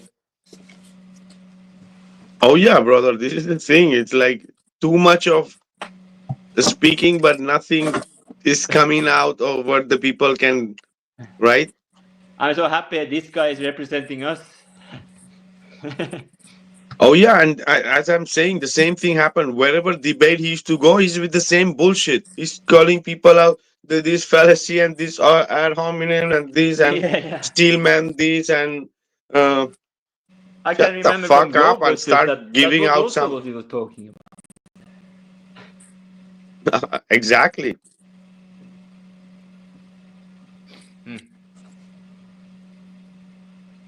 Generalization fallacy to put them all together, then kind of a stereotype fallacy, right? You know what I think, describe Vikka? what we all are, right? I think he's retarded, for real. He's retarded. This is a retard we're talking about here. He must have been fallen down from the diapers table. Something has happened to him. He got a hit in his head. Because there's no smart people who can sit and talk bullshit as much as this. Because it's been like an hour. He still has not made one point. Exactly. Not one point for flat Earth in any way. Only about what techniques Jiren used when he was applying this argument. It's sickening, actually. Oh yeah, and the same shit with all his proofs and his ideas that even he cannot prove it. What ideas? Whatever the so-called the same shit, what the globes are speaking in their pseudoscience about the dark matter and dark energy and all that shit that cannot be proved. The same thing he goes, but in a flat Earth aspect. It's nothing concrete. It's just exactly. the red shift and the blue shift and the go and do some real tangible flat earth science. Yeah, you should give him a kick in his ass and say, get out and now and do a measurement of the moonlight. Something. And then he can come back in again if he produces something. Yeah, I don't know what the people expect more from him, right? But I hope people don't think that he's somehow representing flat earthers. Oh, after this, it's very difficult that he represents flat earth. Because many people have seen through the bullshit. Many people, a lot, not only us or our group or people around us or our channels. This gives me hope. Oh yeah, the biggest hope is first of all, Mr. Jiren is gone, right? That's the biggest hope. I don't know if it's the end light at the end of the tunnel or the new beginning or the sunrise. I don't know how to put it out there. But Jiren flipping as being a plan from a very long time. Oh yeah, I remember. It's a when big hope. Yeah, me and you, Vikka, you remember when he came in 2015? It was a big change on all YouTube channels because everyone has been just giving out content for free until he came around. And it's 2 months and then his channel looks like a fucking casino. You know, it's like everything was about donations and Patreons and PayPals and buy shit and nothing really about truth was there. And he used the same content as my perspective and me and a few others, used back then in 2015. They are still milking the same content. There's nothing new ever. Oh yeah, brother. Why do you think I made the flatten the curve? Why do you think I make the mechanical realm? Because these people were freaking so repeating the same shit and they're still doing the same shit. Because their real purpose is not to take flat earth ahead. That is the reason these people are part of the bullshit. These are the people, they're still grifting. They were grifting. They are grifting and they're going to continue grifting because this is what they are all about. Yeah, the so-called self-elected and self-selected representatives, right? That is the reason I did the 2 documentaries. They just use the flat earth as something to hide under, to be able to just sit there and grift every day. So I think that it's never been about the truth with any of these people. It's always just been about grifting. Oh yeah, brother, we've been seeing it from a very long time. TFE has only helped us to see it through the bullshit. This is the thing, and they are doing favor to the community and them they're showing, they're exposing themselves. That the people don't need to go and expose these people because they're exposing themselves with this whole TFE shit and the 24-hour sun that they want to push, and they want to literally being in the control of trying to destroy the AE map, and the people don't understand it, and these clowns are playing, showing to be on each side, but they're trying to destroy the flat earth. They're trying to destroy the AE map, right? Because they are creating more diversion in the reality with this whole TFE, right? Yep, you couldn't have said it better there. So I just hope that everyone else can, get together and just freeze these people out. But they have no conscience either. I heard some old man with just the lesser pension money was actually donating to him for something. He never bought that, and he just asked very kind to get his money back. Still haven't got. Dude, you don't know how many people these people must have grifted with. in these 10 years, or That's however many. long this another clown on the screen is. But as I said, it's always been about that. So how many other people who wouldn't have come forward that these people must have screwed up, right? As I said, they are charging even to freaking have online dinner with the people. They have put Yeah, themselves as the yeah. protagonist, as like like the protagonist of the. Oh Like yeah, we a only conversation with a guru. You're suddenly a healer, and you can hire him for $1,000 an hour or something. Oh yeah, because this is what they have created. It's nothing about the truth. Because the amount of money these people have eaten from the people, how much And thing could have happened for the community for sure. it started on this bloody conference in Colorado that the I can't remember the Flat Earth gathering.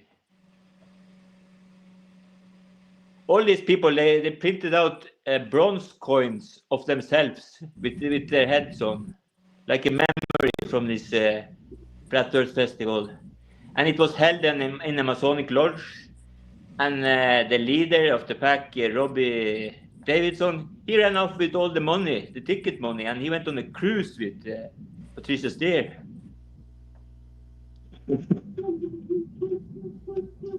And if you just look at all the names who was there, it's Karen B. She was like the organizer. Your stuff dating Mark Sargent. He was there, yeah. But he actually went home when this Logan Paul YouTube guy came. And he was invited as a special guest from Robbie Davison. Robbie Davison, who actually have the Flat Earth Society's logo in his Celebrate Truth logo. It's the same logo, and people are not even reacting to it. From a very long time that this clown show is going on, from a very long time. I think that is the reason there are many people, new people, apart from all with our Mark Sargent.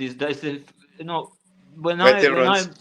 I made my first video on YouTube, there was only Eric Dubai, there was Caesar, there was Rory Cooper, and this Christian, this Jimmy Henning Kelogia, and very few quasi-luminous maybe was there. But then Mark Sargent came around, and he had like 5 episodes, just very well produced. Oh yeah, even Mark Sargent was like suddenly from nowhere because from nowhere, yeah. Yeah, same like Jiren. Yeah, but Jiren came actually a little later, and he didn't bring anything to the table. It was just like he was just starting to steal immediately. I can remember I was so unlucky to borrow a meme from him once, and he came after me on Facebook and like, what the fuck? I had the right to to take his meme and share it on my group, like and yeah, it did something. I don't know where they came from. Oh yeah, this is the thing. The conference as you are speaking, and then there is Logan Paul, and then there is Behind the Curve, and then there is TFE, and then there is what else? What else? Well, there is this Flattoberfest, isn't it?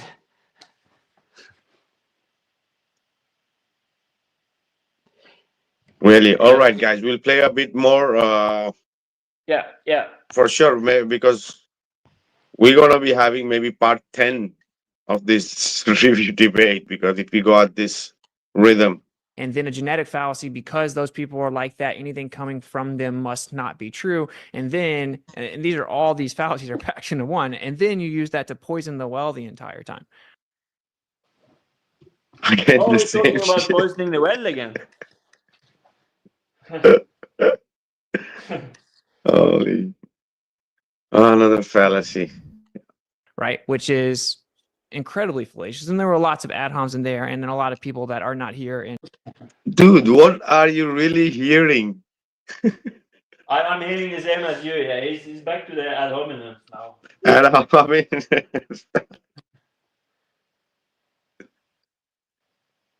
idea. And I'm not going to answer for what they did or didn't say. I do also know, like, in good faith, I'll acknowledge that there's obviously a lot of context and history kind of leading up to this debate and what has happened with Jiren. You did say that you tested it and tried to explain it for 6 months, and then you decided, well, really right when we got back, you started saying that the Earth was a globe. It wasn't that you tested it and looked for alternative explanations. Okay. There you go. 6 months before. So, okay, and then begging the question, it's kind of the same thing as from the consequence, just an informal, right? And then it was a lot of kind of an appeal to an emotion, right? That's where it's really kind of irrelevant how these people acted. They all turned on me as well, arguably more. And this is a big one. It's a false dilemma. It's a false dichotomy, which is either it's that AE map or it's my presupposed globe and there's no other alternatives. And so since I don't think that this observation works on the AE map, therefore it must be a globe. It's a false dichotomy fallacy. Yeah, so literally he's saying that the A map is wrong. Right? Yeah, he's pushing that same, this godless model. That's this. What's his name? John Hanvey, maybe. He was explaining the flat Earth without the sun or something. And they're pushing some nihilistic model of some sort. Everything except for the AE map.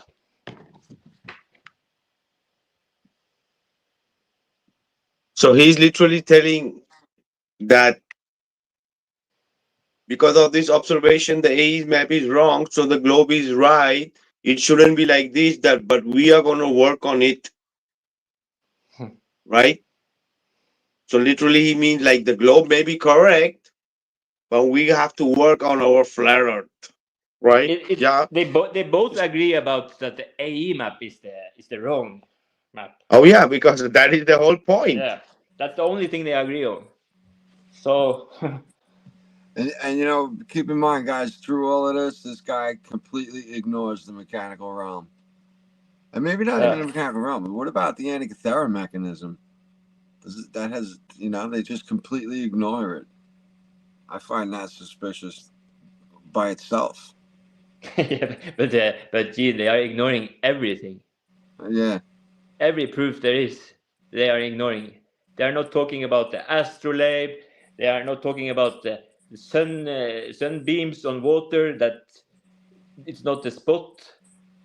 It's like no, I mean like overall in the past year or two since the mechanical realm's been out. That's what I mean.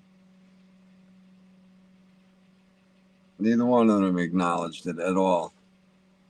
No, they didn't. And I find that's very suspicious. Oh, yeah, because they're not here for the truth, brother. You know that. That is the reason. In 10 years, they have not acknowledged anything of what I have done. Never even mentioned. Yep. You can ask Vikka about that. Not even once in a by sentence was there anything acknowledgement of, Nah, not like I watch his stuff to listen to it, but I know that if he did say anything about the mechanical realm, we would have heard about it. No, they won't say anything about stuff that is outside of the club. They only promote each other in the club.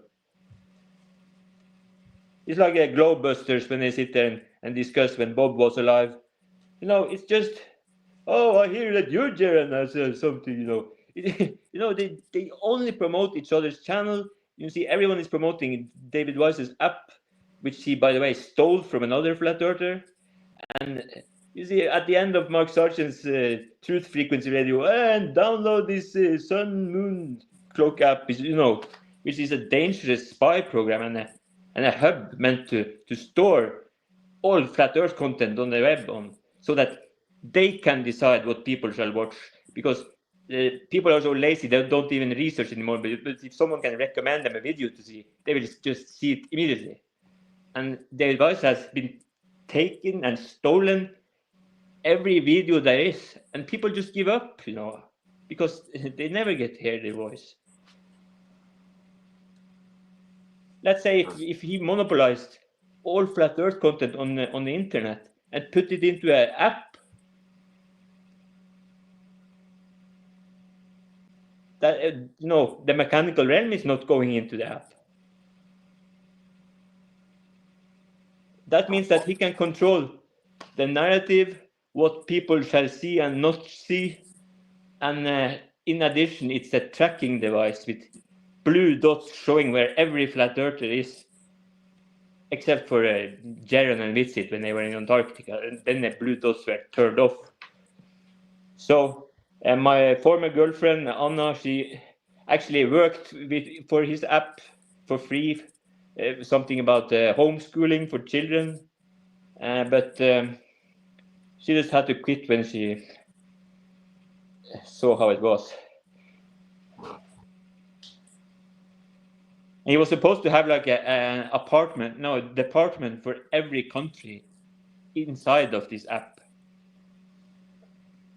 He never even asked me to represent Norway in this app, but if he had asked, I would never have accepted it. But he came, like grifting, asking for videos, I gave him 1 and I gave him 2, and then I found out he has actually just been saving everyone and had a separate web page where he was putting out my videos. And so I never earn money on, for example, a video, because I use mainstream, copyrighted music mostly. But let's say David Weiss take the video, just change background music and put it on a separate web page, earns money on my videos.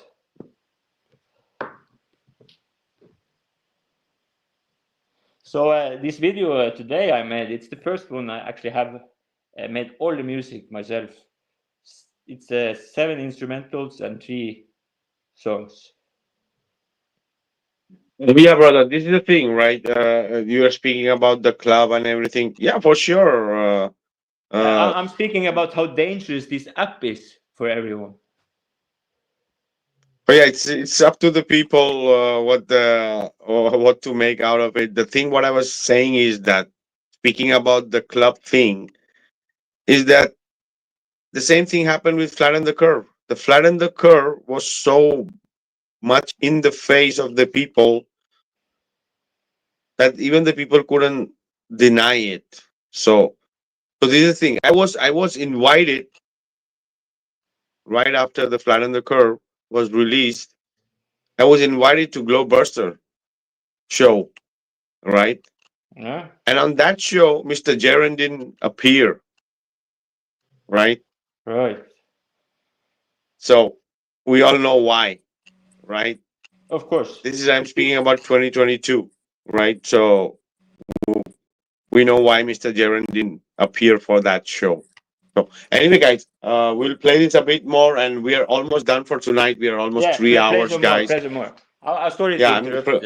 I'm gonna play a little bit more, and then we're gonna start wrapping it up. Okay. Strawmans, as I've never even claimed that model to be true. I've actually said the opposite for a very long time. So, and again, the big one being the argument from incredulity. So I will say all of these claimed evidences, they require, I wish I knew the time. All these claimed evidences, time? Can you have 3 minutes. Oh, okay. All these claimed evidences are presupposing so. And the same, I thought, could be said for all of you. Oh yeah, because he was out of the script. That's why. What's the time? He still has 3 minutes with your fallacies. Oh damn! I wanted to hear more about the fallacies. Said the opposite for a very long time. So, and again, the big one being the argument from incredulity. So I will say all of these claimed evidences, they require, I wish I knew the time. All these claimed evidences, time? Can you 3 minutes. Oh, okay. All these claimed evidences are presupposing so many things, bro. And that's the part that I'm very perplexed about, because we have all sat here and we've realized that we need to suspend belief. Not believing in the globe is a suspension of belief. And you're approaching this as if, no, it's actually us coming in and we have a super staunch positive belief. That is not my position at all. I am suspending belief, wiping the board clean, and be like, okay, what can be empirically validated? I'm not going to presuppose things. Again, let's just stick with the 24-hour sun. To say that the 24-hour sun, because you just defended it, you just... Well, yeah, let's just stick with the 24-hour sun. Let's stick for the argument segment and continue and eat it because I say so. This guy has never stated the seen a conclusion. 24-hour sun in his life. He's What? only asking about the time because he was running out of fallacies.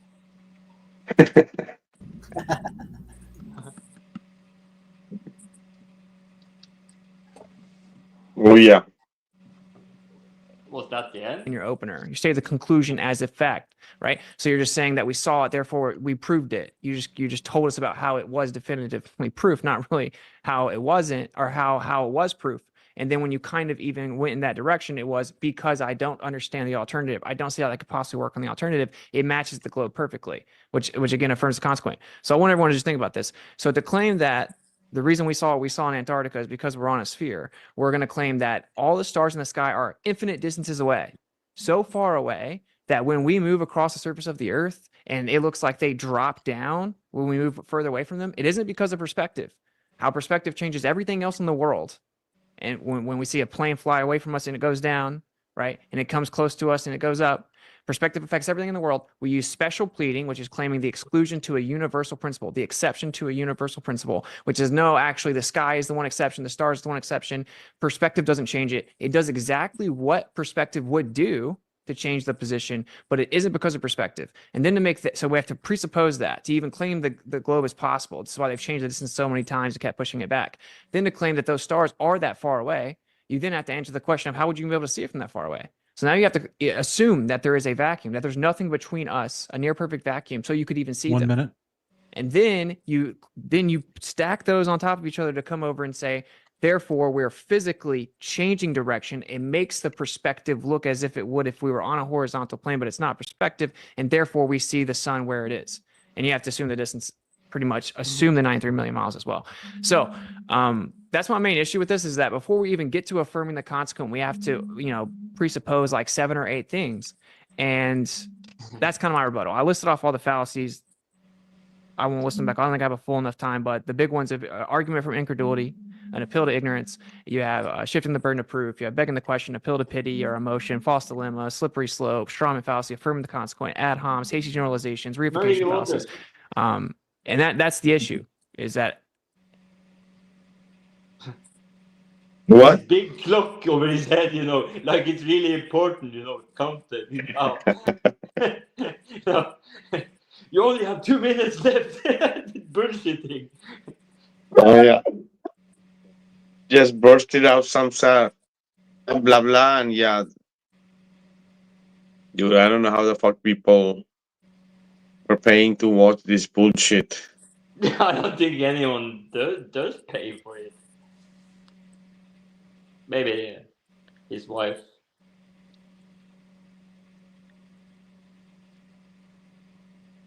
Oh, yeah. People are waiting like this some... big countdown clock there, it looks like something NASA would have done. Oh, yeah, people are waiting like a debate where these people are going to be like, yeah, I saw this and you saw that, and why you think is this, and yeah, it's just the same. Play some more, and we can hear how many fallacies he can put in 1 minute. Oh, yeah, the only thing till now we can hear is this fallacy and ad homs and begging the question and poisoning the well and muddying the water. What else do you have? Of course, the straw man. oh yeah, the straw man, the steel man. At least people are learning something. No, but yeah, it stops there. He stopped after the fallacies in school.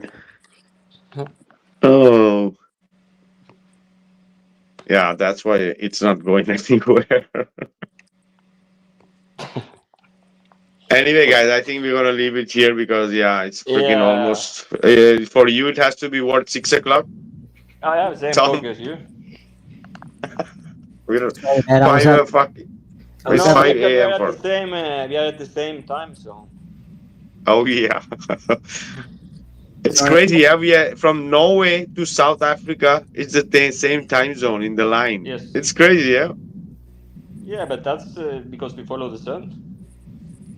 Oh yeah. Sorry, I was having a Or- bite, guys. I was super hungry. Sorry. So let's say on the equator.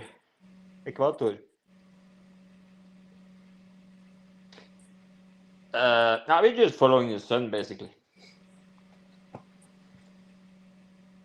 And the reason why I have midnight sun here is because when it narrows up to the Tropic of Cancer, I can see over the North Pole actually, because of the distance, because we cannot see forever. Yeah, of course. See past the North Pole. You have to be close to the center to be able to see the midnight sun. That is North Pole. No, but you don't see it from where you are. Oh yeah, I see it. But it's only 3 days per year around solstice. Only 3 days is that. Of course, that you can see the if 24-hour you're outside sun. now, there is daylight. It's not night. It still will be a few months until we can see stars here. Okay, so you have the twilight all the time, but the real 24-hour sun is for 3 days. No, maybe now I think we're down to like maybe 22 hours you can see the sun. Wow. But it's only the 22nd, 23rd, and 24th of June you can actually see the full revolution at 360. All right, so it's just a 2-3 day phenomena, right? It's not like where you are, right? It's So the day before solstice, and the day after solstice. exactly. So yeah, for sure, the twilight is all the time there, but these 3 days are there when you see the real disk. Yeah. But we don't really call it twilight because that's more like a winter phenomenon. Because we have the opposite in the winters. You remember, we have polar nights. My mother, who lives further north, she has like complete darkness from December to February.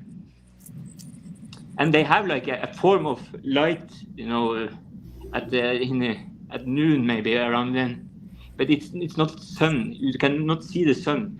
And when I went to school there, I remember that when February came, we stood out in the schoolyard, because the first person who could see the sun coming back when it has been gone for 3 months, that's big. So then everyone gets the day off at school. So Nice. Well, this is interesting, guys.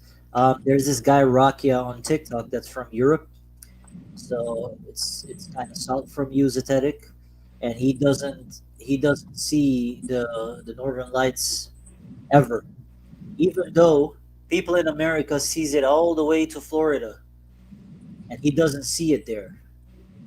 You probably see it because you're very close. I don't know if you guys see it, Vikka. But he doesn't- Florida? Florida, I don't really think that. No, this year, if I'm not mistaken, they've seen it all the way down to Florida. Something Oh like my God. it was very far When stretch. they did the You're gonna be able to artificial see one, it. right, Geo? When they did the artificial one, The harp one. yeah. The harp. But I think maybe Florida is further north than you think.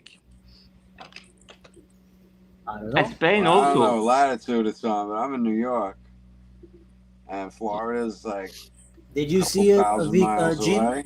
Did you see What? it? No, I never did see them. Oh. People around me have seen them, but I just never saw them. But the real question is, does the southern light exist? The Aurora Australis? I don't think so, man. I don't think so either, because it's only in Antarctica. I think it's the same hard bullshit.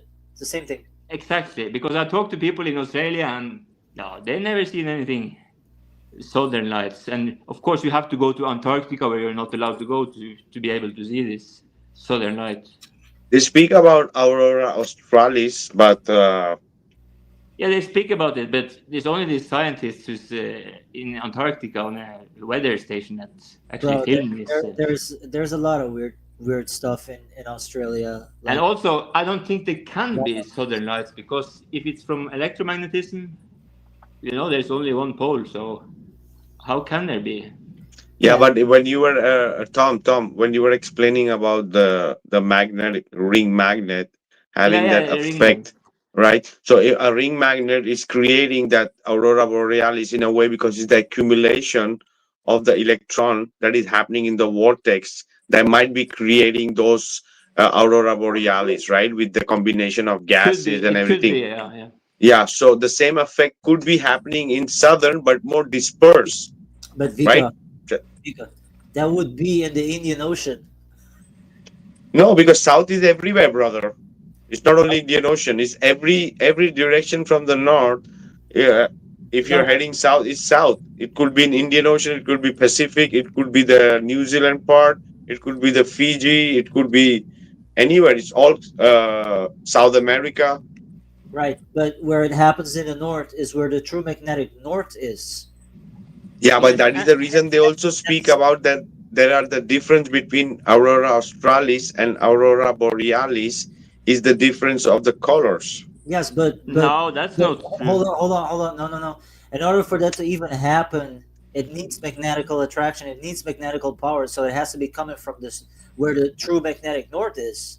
So if that is true, and the true magnetic south is in the Indian Ocean, they should be seeing it in the Indian Ocean where the most magnetical attraction sits at. Yeah, but Geo, we cannot just have one magnetic south on a flat plane because It cannot be for like on a a flat field plane, outside in the Indian Ocean. No. yeah, No, you don't understand what I'm saying, bro. It's fake. The whole southern magnetic attraction in the Indian Ocean is fake. Yeah. It doesn't exist. But if it were to be true, because of what they're saying it is, it should be happening in the southern Indian Ocean where the most magnetical attraction sits at. And every Aussie I met, every Australian I asked, have you ever seen the aurora australis? And she lives in Melbourne, and she said something about that. Someday they got like a weathercast that says maybe tonight there will be some auroras on the sky, but the way she described it, it was like nothing like the north. It was like it cannot be, bro. This is the thing. It cannot be like in the north because in the north is the center, is the accumulation. But in the south, it's dispersed. That's why they speak about colors and the intensities are not the same. It's more dispersed, right? And it cannot have the same beauty and the elegance of what's in the north, right? Those colors and everything. But all right, I'm having a feedback, guys. Okay. The further north you go, the more colorful the auroras will be. You're a robot, Zetetic. You sound like a robot now. Is it me who's having those problems? Yeah, yeah, it's you. Bro. Yeah, you need to mute up. Fuck. I was like, what the fuck? I thought it was me only. Hey, well, if I may say this, Vikka, I just posted a video 2 days ago, if I'm not mistaken. It's just a simple, calm, smooth explanation of the basic questions of the flat Earth model. Because as you know, I have a model, right? And I'm slowly fine-tuning it, and I'm working on it. Like, my time is so busy, bro. It's difficult for me to even like put a little bit of time on it. I'm so busy with the Airbnbs and doing all kinds of other side jobs, etc. So it's kind of difficult for me to do. But people in the chat can go check it out. Please like it or share whatever if you want the basic. So family or anything like that, like just share it out, and they will give you the basic explanation in an interactive simulating model.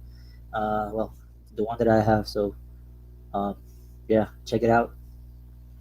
And, yeah, definitely, brother. Everybody in the chat, do check out Geocentric. He's also there in the chat. And then you can have a look at his channel. And also Zetetic. Bro, thanks for passing by. I think his battery got drained. That's why he was. Yeah. So absolutely, Gio. Yeah, last thoughts, bro. Yeah, just real quick, people in the comment section of that video that I made are saying that, hey, the sun doesn't align from a city that the sun rises in I think it was March someday in March, to a city that gets sunrise in Ecuador, if I'm not mistaken, something like that. It's because the sun was not the sun is positioned in the tropic of Cancer, not in the tropic of Capricorn. March is when the sun is in the tropic of Capricorn, or at least going to the tropic of Capricorn. And I'm making a video on that just to cover those two guys that went all crazy in my comment section. But it works perfectly. I just wanted to let people know that. But thank you very much, Vikka, once again. Gene, good to see you also, as always, man. You too, bro. Thank you. Pushing, bro. Oh yeah, brother. Absolutely. Pleasure. Yeah. Thanks for passing by.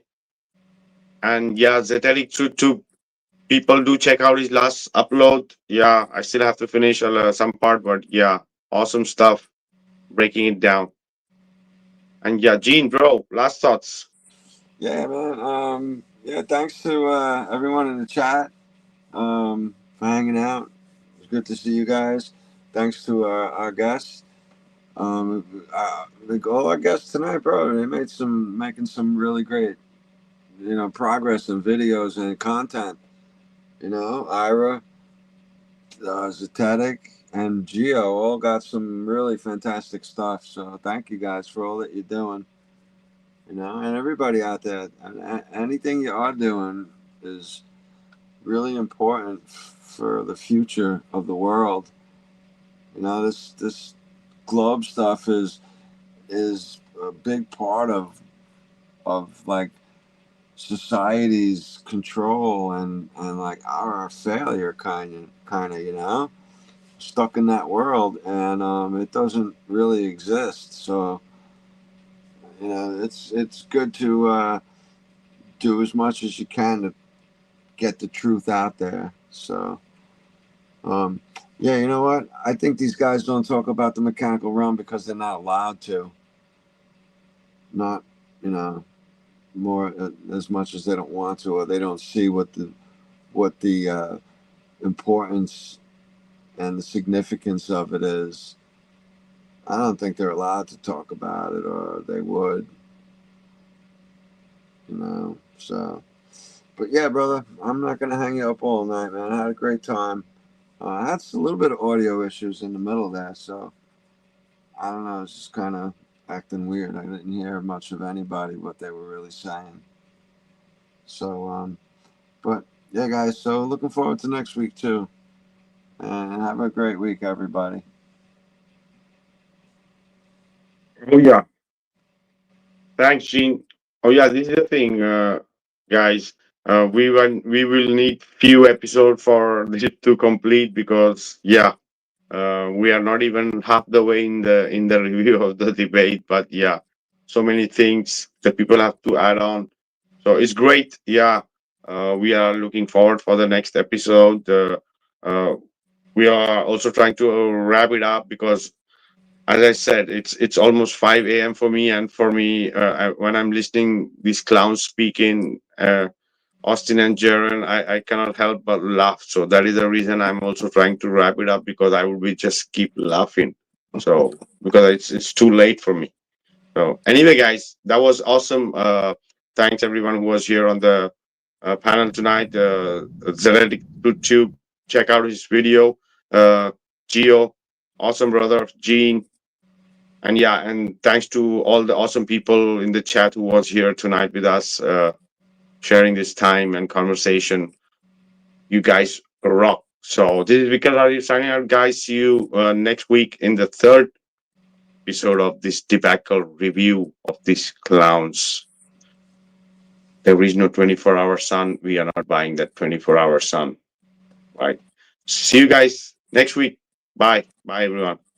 Good night.